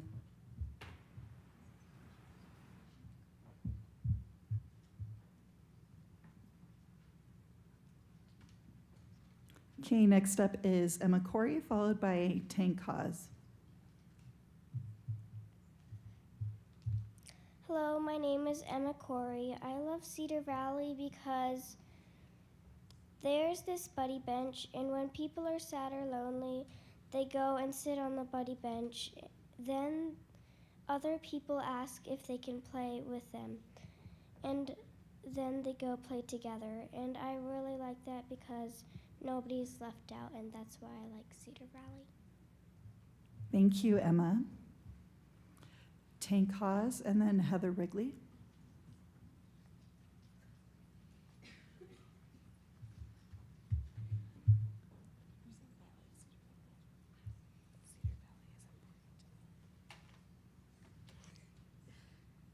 We had this practiced. Cedar Valley is important to me because, do you want to just show them your picture? Okay, can you tell them about it? Tank, did you draw us a picture? Do you want to tell me about your picture? You have assemblies at school. What is your house? The humanitas.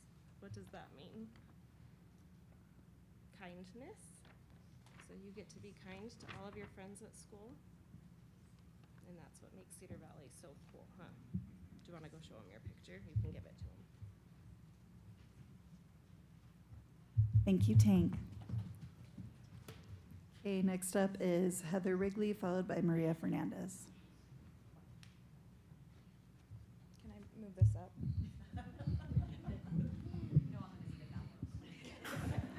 Okay, here we go.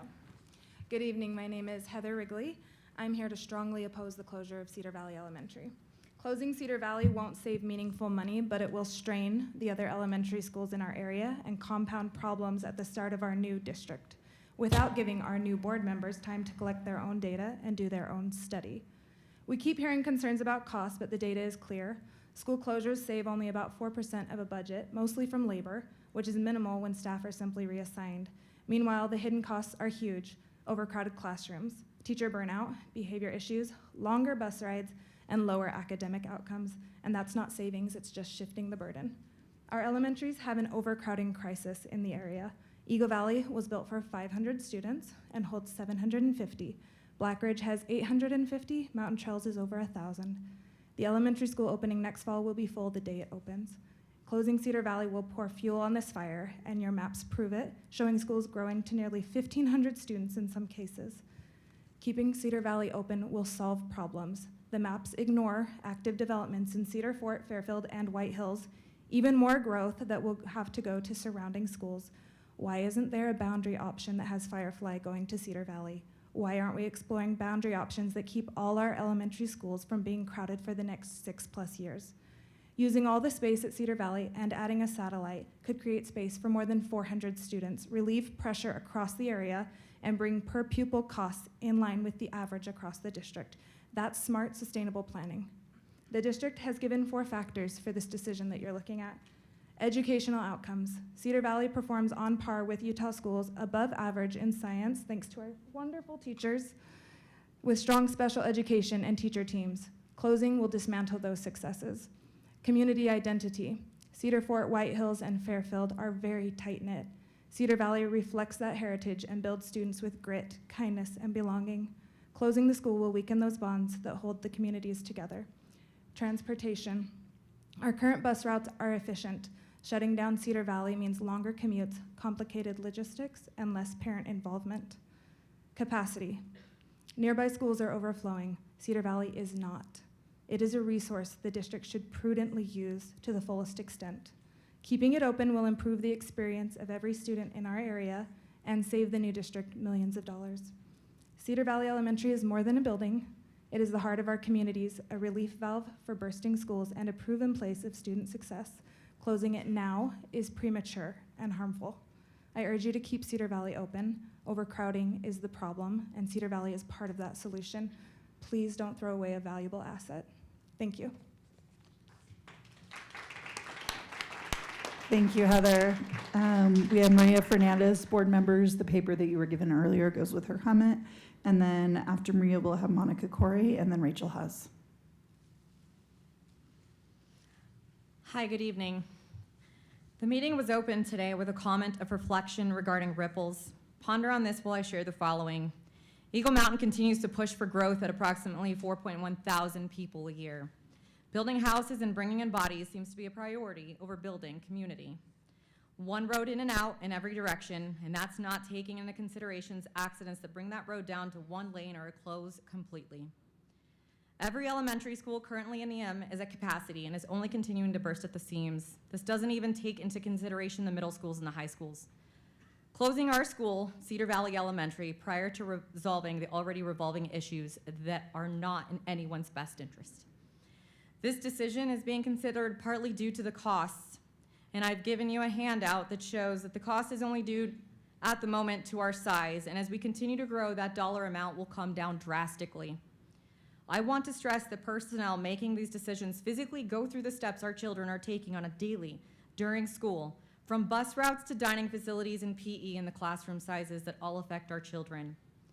Again, your decision will have ripples that will echo for decades to come, and should not be one that is rushed as we continue to share the many issues that are plaguing our area. Thank you. Thank you. Monica Corey, Rachel Haas, and then Brittany Berry.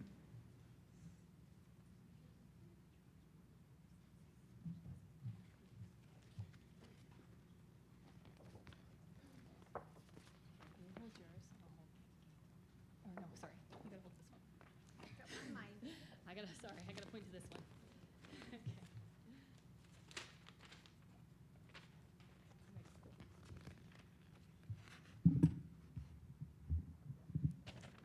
Hi, my name is Monica Corey, and you may remember me. I am here to speak about a possible alternative to the boundary ideas that have been presented to the public so far in this study.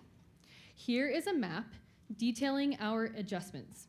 We call it Ideal Enrollment Numbers in All Schools. We took one of the maps released to the public and added the Firefly community back into Cedar Valley Elementary's boundaries. This makes sense because they are already in our school boundaries now. We then adjusted Mountain Trail's projected student populations to reflect not having Firefly in their school. We then adjusted Mountain Trail's projected student populations to reflect not having Firefly in their school boundaries and added those numbers to Cedar Valley's projected student populations. Instead of closing down, Cedar Valley Elementary School would have 214 students in 2026 and 550 in 2029. All of the other schools on our map would have 1,050 or less students in their boundaries in 2029. The other neighborhoods in this area vary slightly between your maps, and we acknowledge that those boundaries may end up slightly different than the ones shown here. Cedar Valley Elementary School has a current student body of 130 students and can accommodate just over 300 students without any additions to our campus. If we were to add more classrooms to our campus, though, we could accommodate the growth predicted in our new map. Please consider this alternative as it lets Cedar Valley Elementary aid our other Eagle Mountain schools against overcrowding. Thank you. Thank you.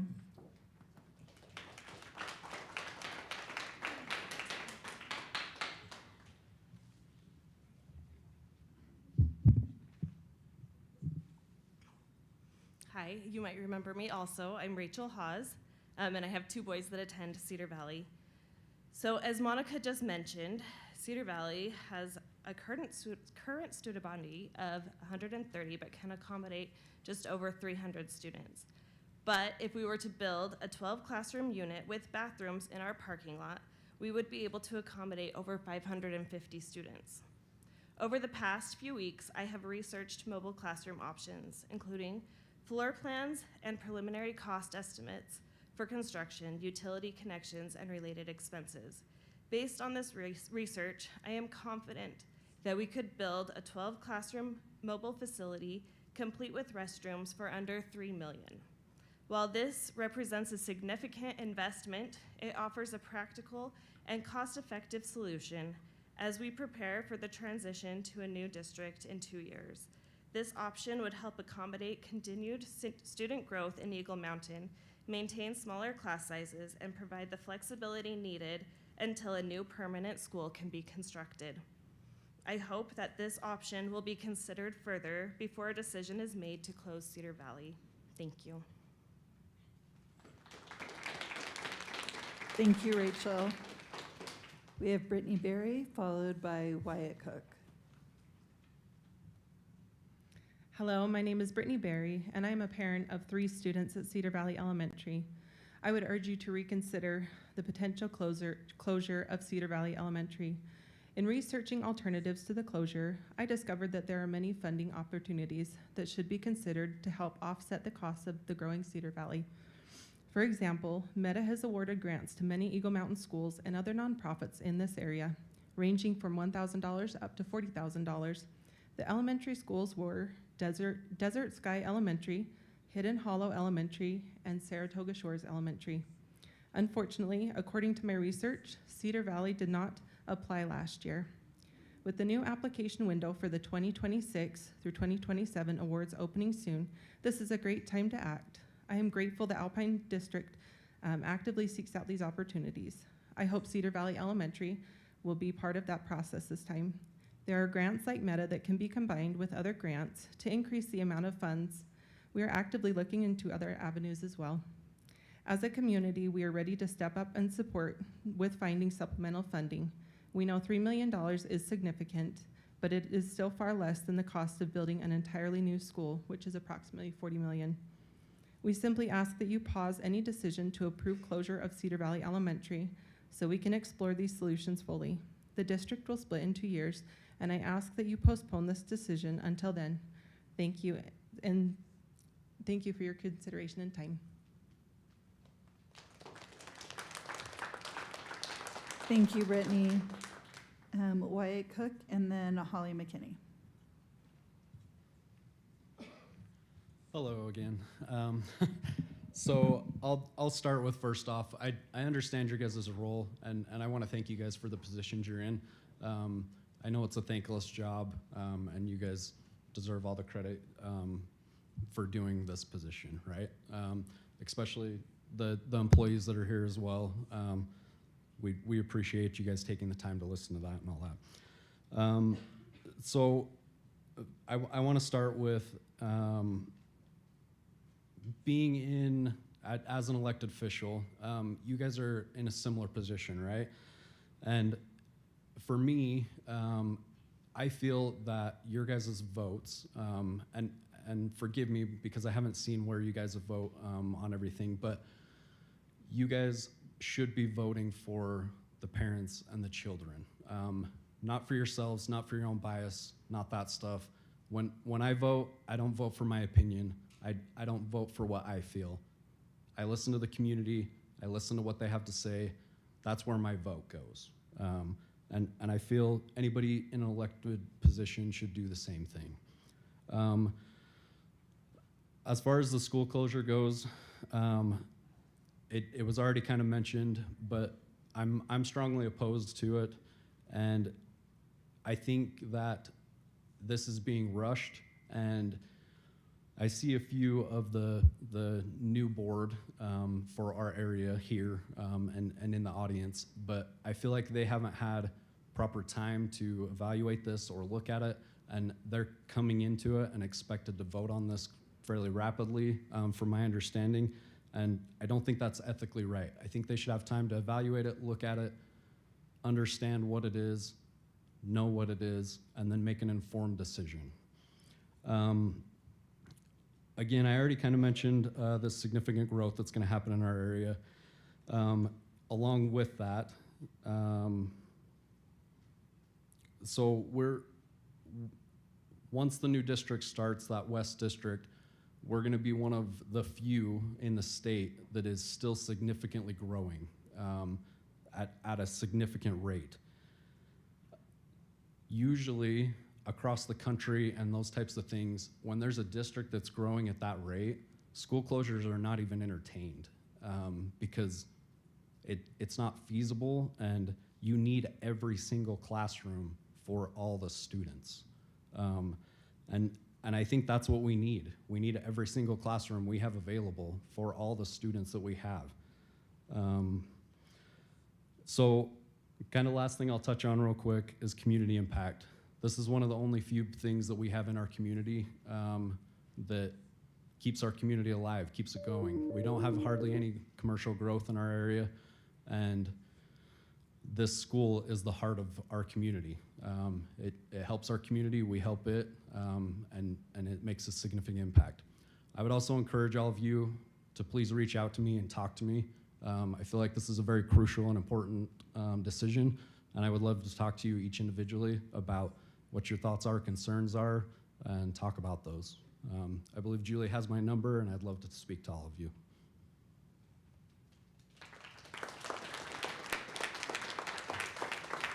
Thank you, Mayor Cook. We have Holly McKinney, followed by Colette Wheeler, followed by Courtney Bond.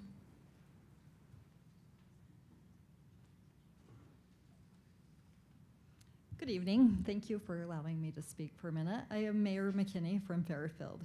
Last year when we were discussing the district split, I know I had asked a few of you if you knew what you were going to do with the Firefly development. And a couple of you had responded that you didn't even know what that was. It's a huge development that is actually 2 miles north of Fairfield and directly south of Cedar Fort. Believe me when I say every single day I have developers calling me saying, wanting to develop in our town. I think it's really sad also that you guys are even discussing closing a building that has stood at the heart of a community for 118 years. That school has been more than just classrooms and hallways. It has been a place where generations of children have learned to grow and build lifelong friendships. As our town continues to experience rapid growth, the impacts are being felt in ways that directly affect our kids. The closure of a school will mean that many of our youngest students will now face nearly an hour-long bus ride each day on a dangerous highway. For children just beginning their educational journey, that is a significant burden and one that our community must work together to address. I understand it's an old school and we need to do something. Give us the time, and I'm saying give us 2 years. You know, let us come up with somewhere to put our school for our kids, and we will do that. But it's really hard to know that the governor is saying we've got to increase the housing. And do you know where that housing is going to go? Right between Fairfield and Cedar Fort that would impact that school out there. We need a school in the Firefly development. We don't need to close where these kids already go. We need one in the Firefly development, and we could probably actually support it now. But let us work on that. Let us work on a development agreement with Firefly to get a school in place for our kids to go to. I'm asking you, please leave this open until you have somewhere to put our kids. Do not put them on that dangerous highway. If any of you guys drove out there every day, you would understand what a hellhole it is for us to drive out there on a daily basis. And for us to put elementary kids on that highway with buses, and not counting the growth that is going to go on out there, you're going to have to add in several buses that are going to drive back into Eagle Mountain, and it is going to add a significant amount of time on that day. Most days around 3:30, it takes me 45 minutes to get from the ranches to Fairfield. That's not on a bus, and that's not stopping. Please consider this of what you're considering doing to the kids, and please don't take away a school that has been in generations out there, and it is the heart of the community. Please consider that. Thank you. Thank you. Next, we have Colette Wheeler, Courtney Bold. I know I'm getting your name wrong. I'm so sorry. And then Lauren Cook. Sorry, I'm short. Okay, I'm Colette Wheeler, and I live in Cedar Fort. I'm what's considered a move-in. I haven't been there all my life. That's my community. These are my people. My people.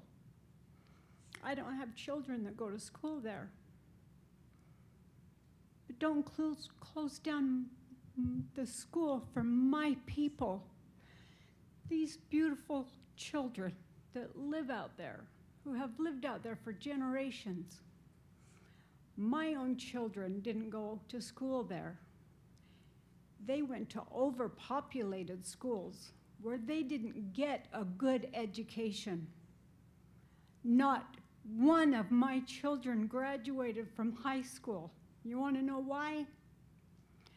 It was overpopulated in classrooms that had over 35 children in each classroom, from elementary, junior high, and high school.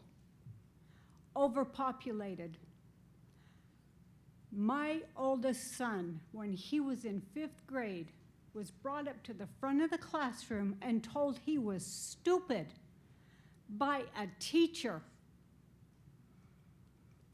They aren't told that in this school. These children are loved by their teachers. Loved by their teachers. You need to take that into consideration. My youngest son moved out of Utah to get away. And now he says, Mom, I want to move back home. He has a new baby. And he says, Mom, I want to move home. And he said, but the only place I want to move home is Cedar Fort. And I said, okay, but I have to make sure they're not going to close down our school, because that's where he wants my grandbaby to go to school. My grandbaby. And if you close our school, you're going to do an injustice to my grandchild. Think about it. Think about all these beautiful children. Think about my grandbaby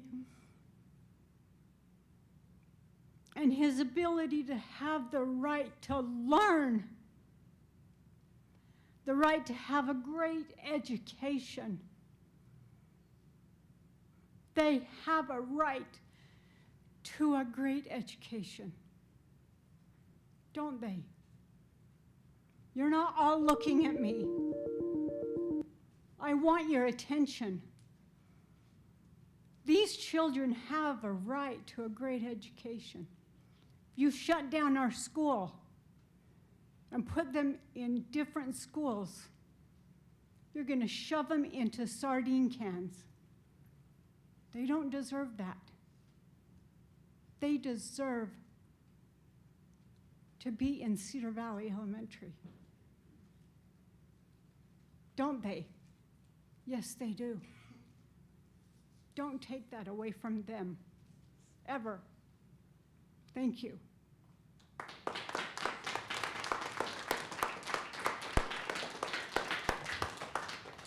Thank you, Mrs. Wheeler. Courtney, followed by Lauren Cook, followed by Riker Cook.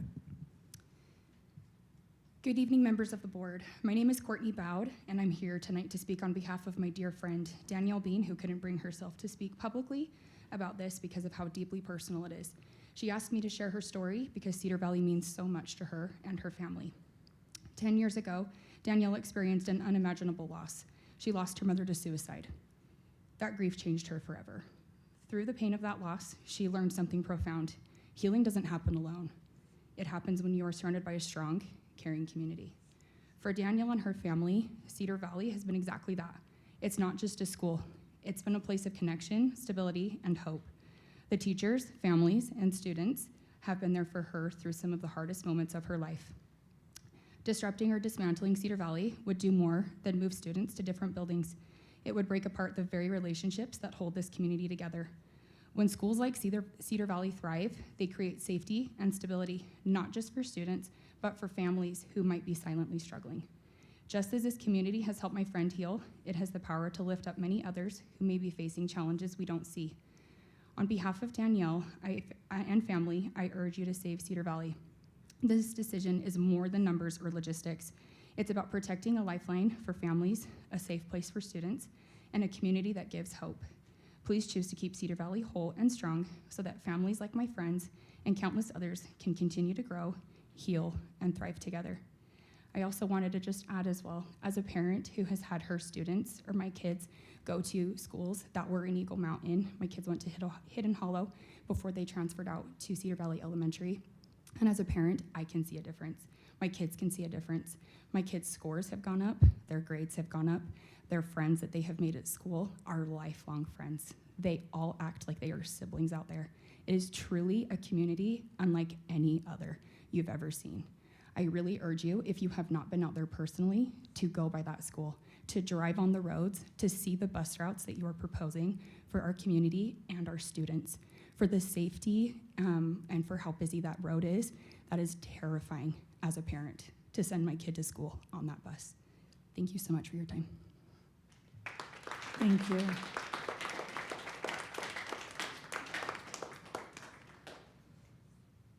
Good evening. My name is Lauren Cook. I'm a parent of 3, soon to be 4 children at Cedar Valley Elementary. 2 of my children have individualized education plans. One of them faces monumental learning challenges.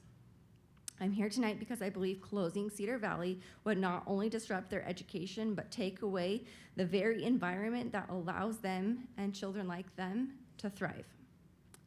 Cedar Valley offers top-tier special education services. Here, teachers know my children by name, by need, and by strength. They are not lost in the shuffle. They are seen, supported, and believed in. We have lived the alternative. In large, out-of-state schools, my children's IEPs were little more than paperwork. Teachers couldn't possibly give attention needed. The peers never got to truly know them. Their potential was overlooked, not because the teachers didn't care, but because the environment was impossible for them. Cedar Valley is different. In rural schools, relationships come first. Every student is known, not as a number, but as a person. For children with unique learning challenges, that difference is everything. Closing this school would simply not be a budget decision. It would be a decision that reshapes lives and not for the better. I urge you to keep Cedar Valley open. Let us continue to give children, especially the most vulnerable among them, a chance to grow, to be seen, and to reach their full potential. Thank you.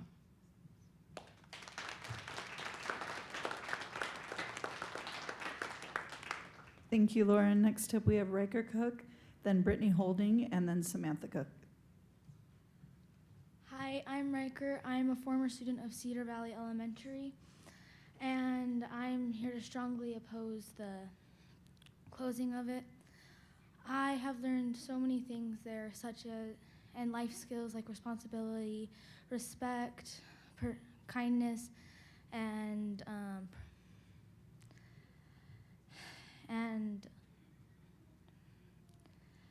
I can definitely notice a change. I have recently gone into middle school this year, and it honestly is crazy, the difference in students, because of how rude and disrespectful they are to the teachers and how just bad they act. And I also know that I can always come to my teachers for help. I have gone to my 5th and 6th grade teachers for help with homework numerous times that I didn't understand, and they took time out of their day to help me understand what I couldn't understand. And I couldn't have my other teachers help me because they didn't have time for me. And at Cedar Valley, I am more than just a student. I am their friend. They know me by name.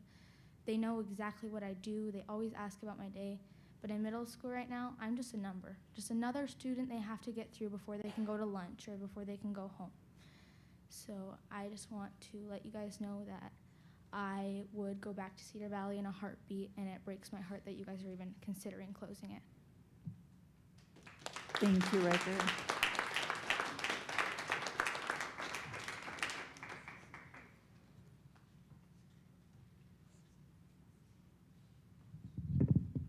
sorry, this is way too tall for me. Hi, I'm Brittany Holding. I'm a parent of 2 girls at Cedar Valley Elementary. I'm Cedar Fort alumni from kindergarten to 5th grade. My 3 brothers attended Cedar Valley Elementary, as well as my own mom, her dad, and lots of other relatives of mine. My children are known by their first name at Cedar Valley Elementary. One of my oldest daughters' fondest memory of kindergarten on her first day was her custodian helping her open her chocolate milk. Everyone loves Gabe, the custodian in Cedar Valley Elementary. He still now teases her if she eats her food. He's asking my kindergartner if she's eating her food because she takes one bite. There's encouragement there because there's enough staff that can help encourage the kids to eat a little bit more because my kids are not good eaters. Some of the current staff that are there now were first-year teachers when I went to school, and they're still there today. My kids feel seen, and they have a name. Our staff cares for our children like their own, and we recently lost an amazing principal, Mr. LeBear, and my daughter was in tears along with her classmates in their goodbye assembly. They look out for their well-being. They want them to succeed. If my kindergartner won't take more than one bite of lunch, encouragement comes in. And if my 4th grader is kind, she's recognized for it. My oldest knows when it's her birthday, they get to go to the principal's office and pick out a book from the office, and they just know that's so special. I would hope you as a board would look at the well-being for our kids. We're not a number or a chart. Imagine being on a bus 40 minutes, headed over to a new school, and you're going to be in 6th grade, to a new elementary school. You've been raised with the same students your entire kindergarten through 5th grade. You get settled into your new class, and admin walks in, and they tell you and one other boy that you know from Cedar Valley Elementary that you're going to be moved to a different classroom because the classrooms are too full. You are disrupted in your new school and your new class to go to another new class. And you're crying because they have 4 full classrooms already of 6th graders. No friends in your class, kids who have been creating friendships for years. You were shy and scared. This was me headed to Snow Springs in 6th grade. I worry that now this is the future for my now already anxious 4th grader. Will she struggle? Will she be known by name? Will she be an outsider to these friend groups that have already been made? Will my kindergartner thrive in a class of 40? Please let our school take in more students and wait to close this down. Please don't rush this decision. It's time we put our kids first. They deserve the gold standard they have now. Thank you. Thank you.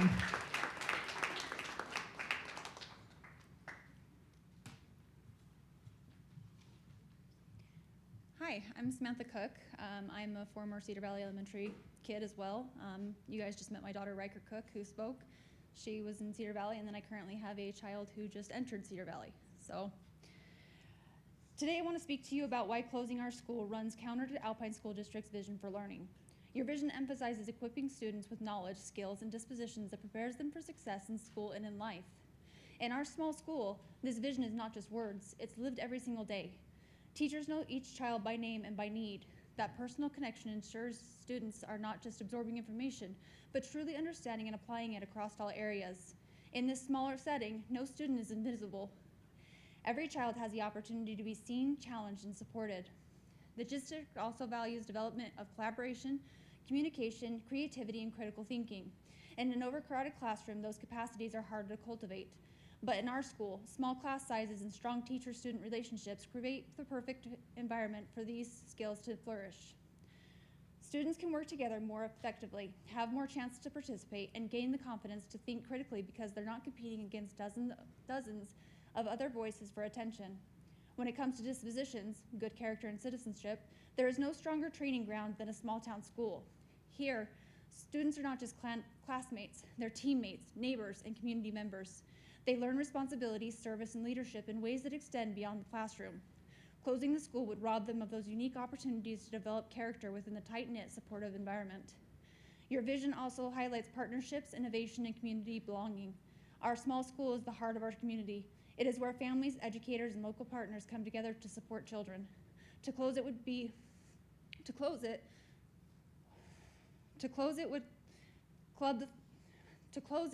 fracture that bond and send students to schools already strained with overcrowding where belonging is harder to achieve. Instead of enhancing learning, this move would diminish it for both the students displaced and the students already in those crowded classrooms. Finally, we cannot ignore the practical side. Our school still has room for growth. Instead of stretching city schools past capacity, why not strengthen what we already have? This is not just a matter of saving a school building. It is about preserving a culture of belonging, maximizing district resources, and honoring the commitment to provide high-level learning for every student. Closing our school contradicts the very principles of Alpine School District stands for. By keeping it open, you protect students' learning, preserve community partnerships, and stay true to your vision of equipping every child with the knowledge, skills, and character that they need to thrive. Thank you. Thank you. Next up, we have Whitney Dancy, followed by Ashley Cook.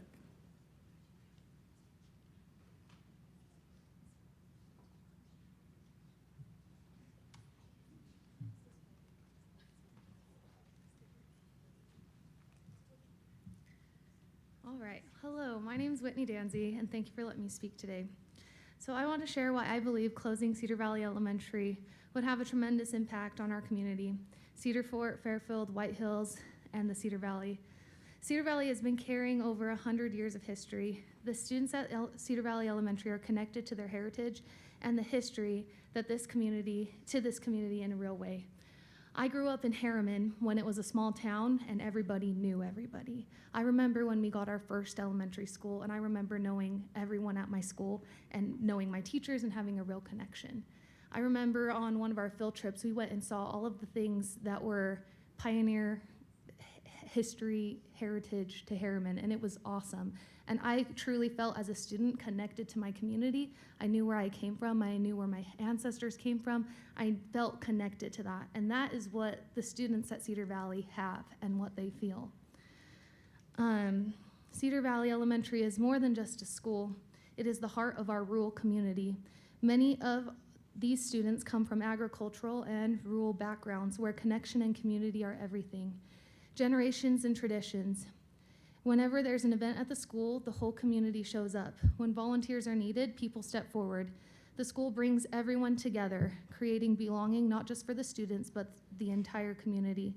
And for the growth coming our way, I know they will feel belonging at Cedar Valley Elementary. I already said that I grew up in Harriman, but like we know, Harriman is exploded, and it is not the same Harriman that I grew up in. And those feelings of heritage and knowing of where you belong, that is no longer there. And that is what I don't want to see happen to Cedar Valley Elementary and the community. I would like to have a school where they know where they come from and they feel it, and you keep it there. And I think someone else already mentioned, if you open up a new school, keep the heritage, keep it.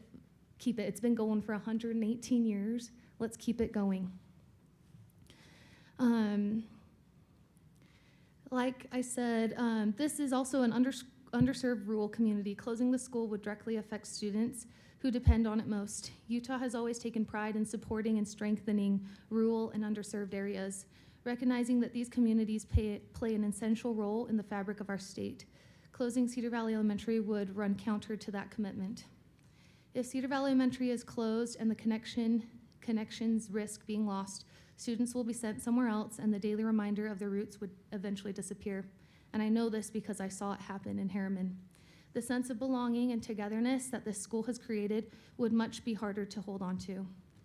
This decision isn't about numbers on paper. It's about people, students, and a future of a community with deep roots. Closing Cedar Valley Elementary would have a lasting impact, not just today, but for generations to come. I urge you to consider what would be lost if the school closes one day: the history, the sense of belonging, the support of rural students, and the pride our children feel in knowing where they came from. Please let's preserve that. Thank you. Thank you.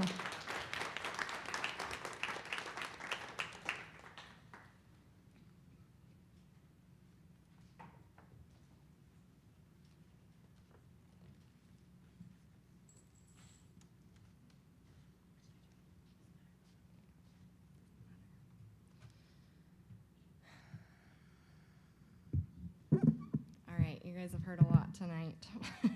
We're not going to keep you here until midnight because that would be too painful for everyone involved. I'm a parent and I'm a member of this community. These people are amazing. You've heard tonight from our students and what Cedar Valley Elementary means to them. You've heard from our older kids that talk about how it has set them up for junior high and high school, and how they still come back to their same teachers for help. We have college kids that still call their teachers here for help. You can't do that other places.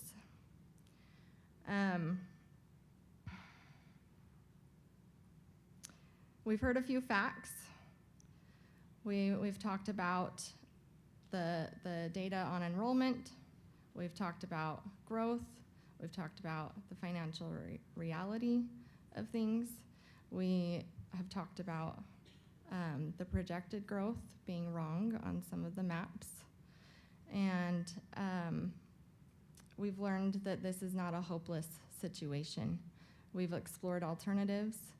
We are open to doing whatever it takes. This is a community that is not looking for a handout. It's a community that's ready to step up and work with you to make sure that this school can work. We have a list of several other agencies that we can get grants from, as well as the ones already mentioned. We've heard about the broader impact of leaving this void in our community. There's nothing else there. I don't know how else to put that. It's gonna feel so empty. There is nothing else there. Looking at the big picture of things, I do want to mention also that our mayors, as they're having developers call them, they have been asking for land for schools. They have had intentions and have even acted on applying for land through Trust Lands and BLM to get land for schools. We do not want to be open at the expense of all of the other schools. We want to be open as a solution to the growth problem. And we know that that means that we can't stay open forever. So our ask is to please wait till we get a Firefly school. Just hold on that long so that we can get a Firefly school. What our community has shown tonight is that the closure of Cedar Valley Elementary isn't just a budget decision.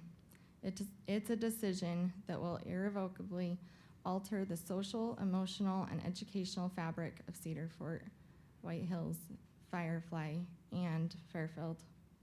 We are not just a line item on a budget.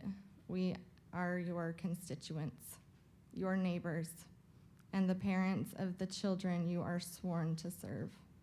We are here tonight to ask you to work with us, to invest in us, and to find a solution that keeps our school open. Let's not break the heart of this community. Let's work together to save Cedar Valley Elementary. Thank you. And you can scan this QR code for a video that we will be putting to the public tomorrow. Thank you.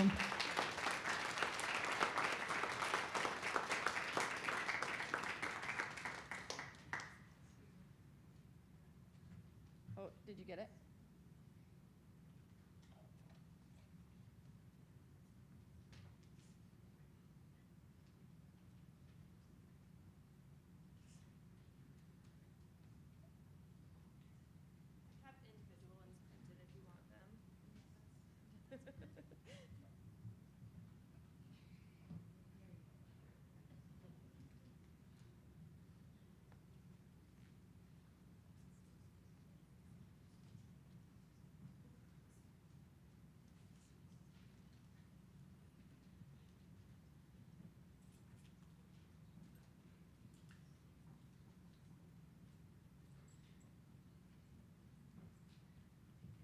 We want to thank everybody who came out tonight to speak to us, and I will now declare the public hearing closed.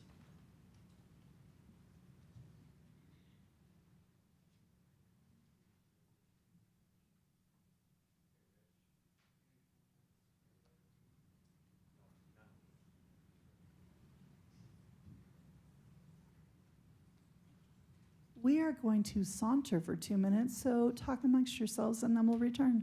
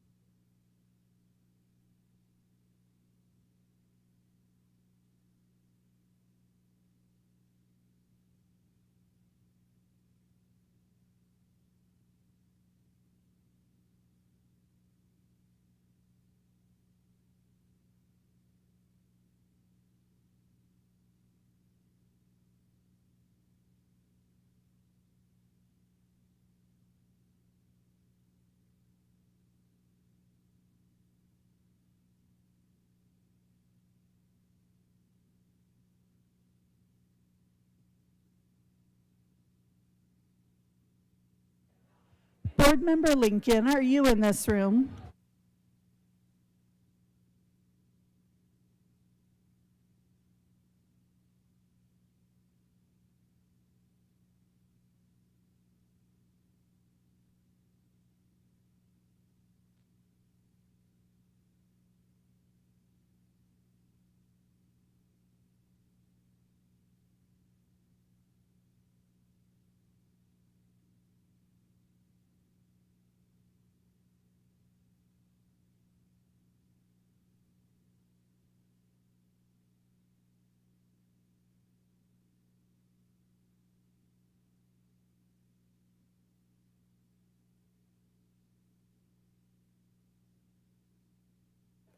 Okay, we will welcome everybody back and call this meeting to order.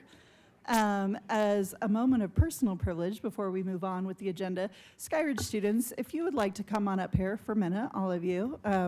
We know that you came for a board meeting and you got 2 public hearings, so well done. Come on up. Yep. Don't be scared. We are inviting you up. Just if you'll face this way, we're going to take a quick picture because that ought to be worth some extra credit for how long you sat here.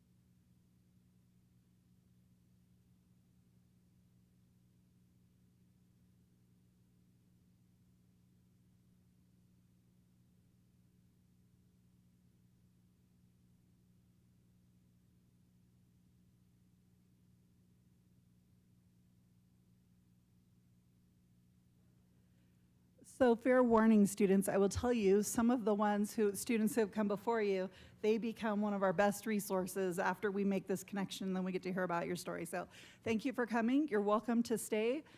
I will also, with no power or authority, release you to go home as you've been here forever. Okay, moving on, we don't have any community comments, so we will move on to the approval of minutes.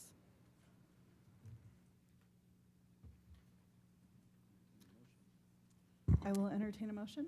I move that we approve the minutes. Okay. Second the motion. Okay, with a motion from Board Member King and a second from Board Member Clement. Any discussion? All in favor? Aye. Aye. Any opposed? Motion passes. Routine business, Superintendent. We have 2 items on the routine business for tonight, a land trust amendment at Parkside Elementary, and then a handful of LEA-specific licenses, and would recommend the board approve the routine business. I move that we approve the routine business. Second. Okay, with a motion from Board Member Wilson and a second from Board Member Peterson. Any discussion? All in favor? Aye. Any opposed? Motion passes. Action item, Superintendent. 2 action items tonight, Resolution 2025-013. This is correcting a boundary issue in Lehigh from the deed line to the fence line, and it's a quitclaim deed. I don't know if Craig is still here somewhere. Yeah, way in the back. Anything else you think I ought to say about that? It just corrects a boundary line, and it will help us as our CTE building program builds a home and then sells that home. It'll correct that for the future purchaser of those homes. So I would recommend your approval. Do I have a motion? I move to approve Resolution 2025-013, sale of CTE property in Lehigh. Madam Vice President, I have a conflict of interest regarding this agenda item, so I'll abstain from both the discussion and the voting. Okay, do we have a second on Board Member Lincoln's motion? I'll second it. Okay, with a motion from Board Member Lincoln and a second from Board Member King, any discussion? All in favor? Aye. Motion passes. The second resolution tonight is 2025-014. This is an agreement between Canyon School District and Alpine School District. Many students from the Canyon School District attend Alpine schools, and for many years, we have entered into this annual agreement to bus those students from the Suncrest development down to our schools. Would recommend you approve that. It's already been approved by the Canyons Board, signed by their board president and business administrator. And pending your questions, recommend you approve. I will entertain a motion. I move that we approve Resolution 2025-014, busing contract for Suncrest Development in Draper. Second, I'll second it. with a motion from Board Member Clement and a second for Board Member King on resolution, Beeson, thank you, I wrote Beeson, on resolution 2025-014, busing contract for Suncrest Development in Draper. Any discussion?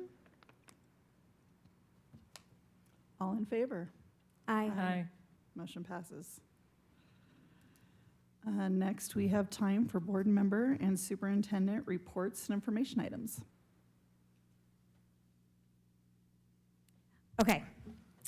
I have several things. I have had the privilege of going to 2 cluster meetings, which is where leaders from, like the principal and the SEC and the PTA from each of the schools in a cluster come together and we have a meeting. And I have been so impressed at all of the hard work of our teachers and our administration, and I just wanted to say a huge thank you to them for all of their hard work, not just this year, but we're seeing a lot of growth coming from the previous year, which I think is fantastic. And then I have some other things that I just wanted to talk about. First, I wanted to thank Matt Diaz and the staff at Bonneville Elementary who responded promptly and compassionately with some unprecedented events at their school. And I just wanted to thank them and tell them that I really appreciate how compassionately and quickly they did that. I also wanted to take a moment to honor a coach that passed away this last month, Coach Andy Jacobs at Orem High School. I did not know him personally, but since his passing, I've learned a lot about him and his legacy, and that is a huge void in our community, and he will be greatly missed. I have heard amazing stories of, he was the coach of the cross-country team, the girls cross-country, and I've heard some great stories about other cross-country teams just being very compassionate and reaching out to that team as they go to their different meets, and I just really appreciate that, and I applaud those other schools. And I also want to thank Principal Stewart and the faculty who approached that really hard time once again with so much compassion. They had such a hard start to their school year, and they've been doing a really good job and being great leaders. I've seen really amazing leadership starting in the school year. During times like that, Mr. Rogers says, look for the helpers, and there were lots of helpers in all of those situations, and I just wanted to say thank you, and then I wanted to end on a high note. The PTA carnivals are in full swing right now, and there's still some time to go to some of those carnivals, and I fully think that it is a great idea if you have time to go. I've been to a few, and they are wonderful. Thank you.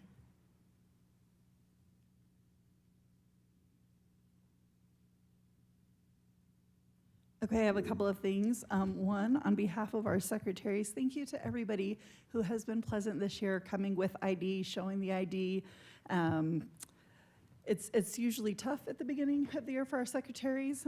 We know that parents are well known and loved, but we have the processes for a reason. And then with the changes in some of our secondary buildings with the locked doors, just really appreciate the community for doing what was asked and keeping our schools safe. So thank you for that. And then also I want to do a shout out to our band people. They spend I will give you a very factual number of a bazillion hours over the summer in the hot heat running their shows.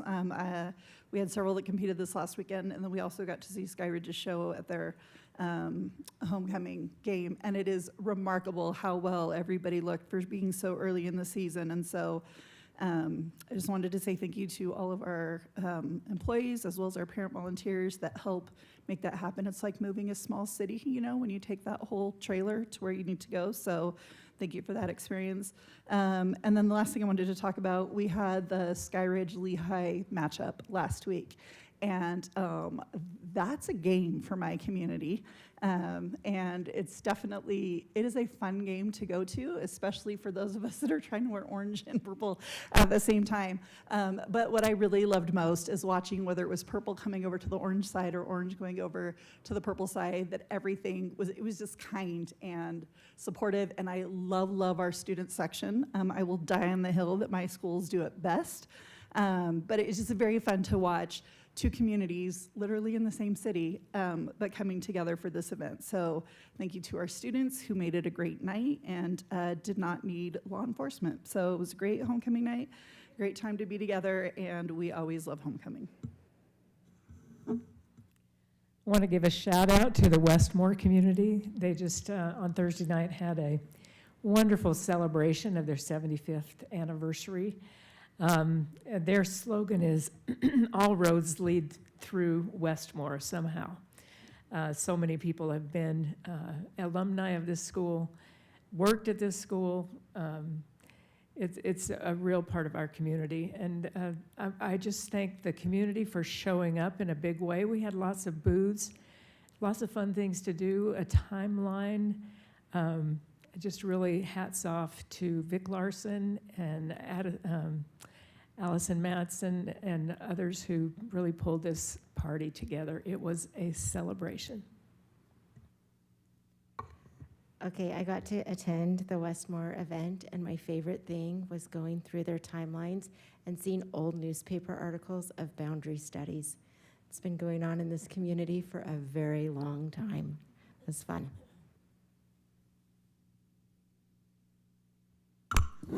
Just real quick, September is Constitution Month, and thanks to all of our teachers, our principals, and those that have celebrated our founding documents and found creative ways to connect that to students and families and community.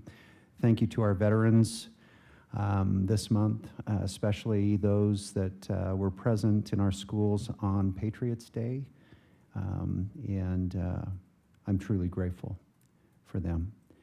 And shout out to our operations team, whether it's air conditioners going down and then back up, and power going down and then coming back up, or whether it's two significant security events in our community, whether it's transporting students with never enough drivers and stretching and asking a lot of people. Thank you for our communications team trying to uplift, encourage, and inspire and connect with parents. Thank you for those messages. And then cluster meetings. We've had two. I'm just amazed at some of the positive things that are happening in classrooms. I've made it to many schools in the first 2 months on the job, and our teachers are amazing, our students are amazing, and our leaders in those schools are doing some amazing work. So thank you for that. And then I just also wanted to highlight Westmore Elementary. I was there, saw many of you, and a big shout out to Vic Larson and his team. The PTA people there were just fabulous to talk to, and it was just a fun night. So privileged to serve with all of you, and let's keep things moving forward. Okay, we do not have need for closed sessions, so I will entertain a motion to adjourn.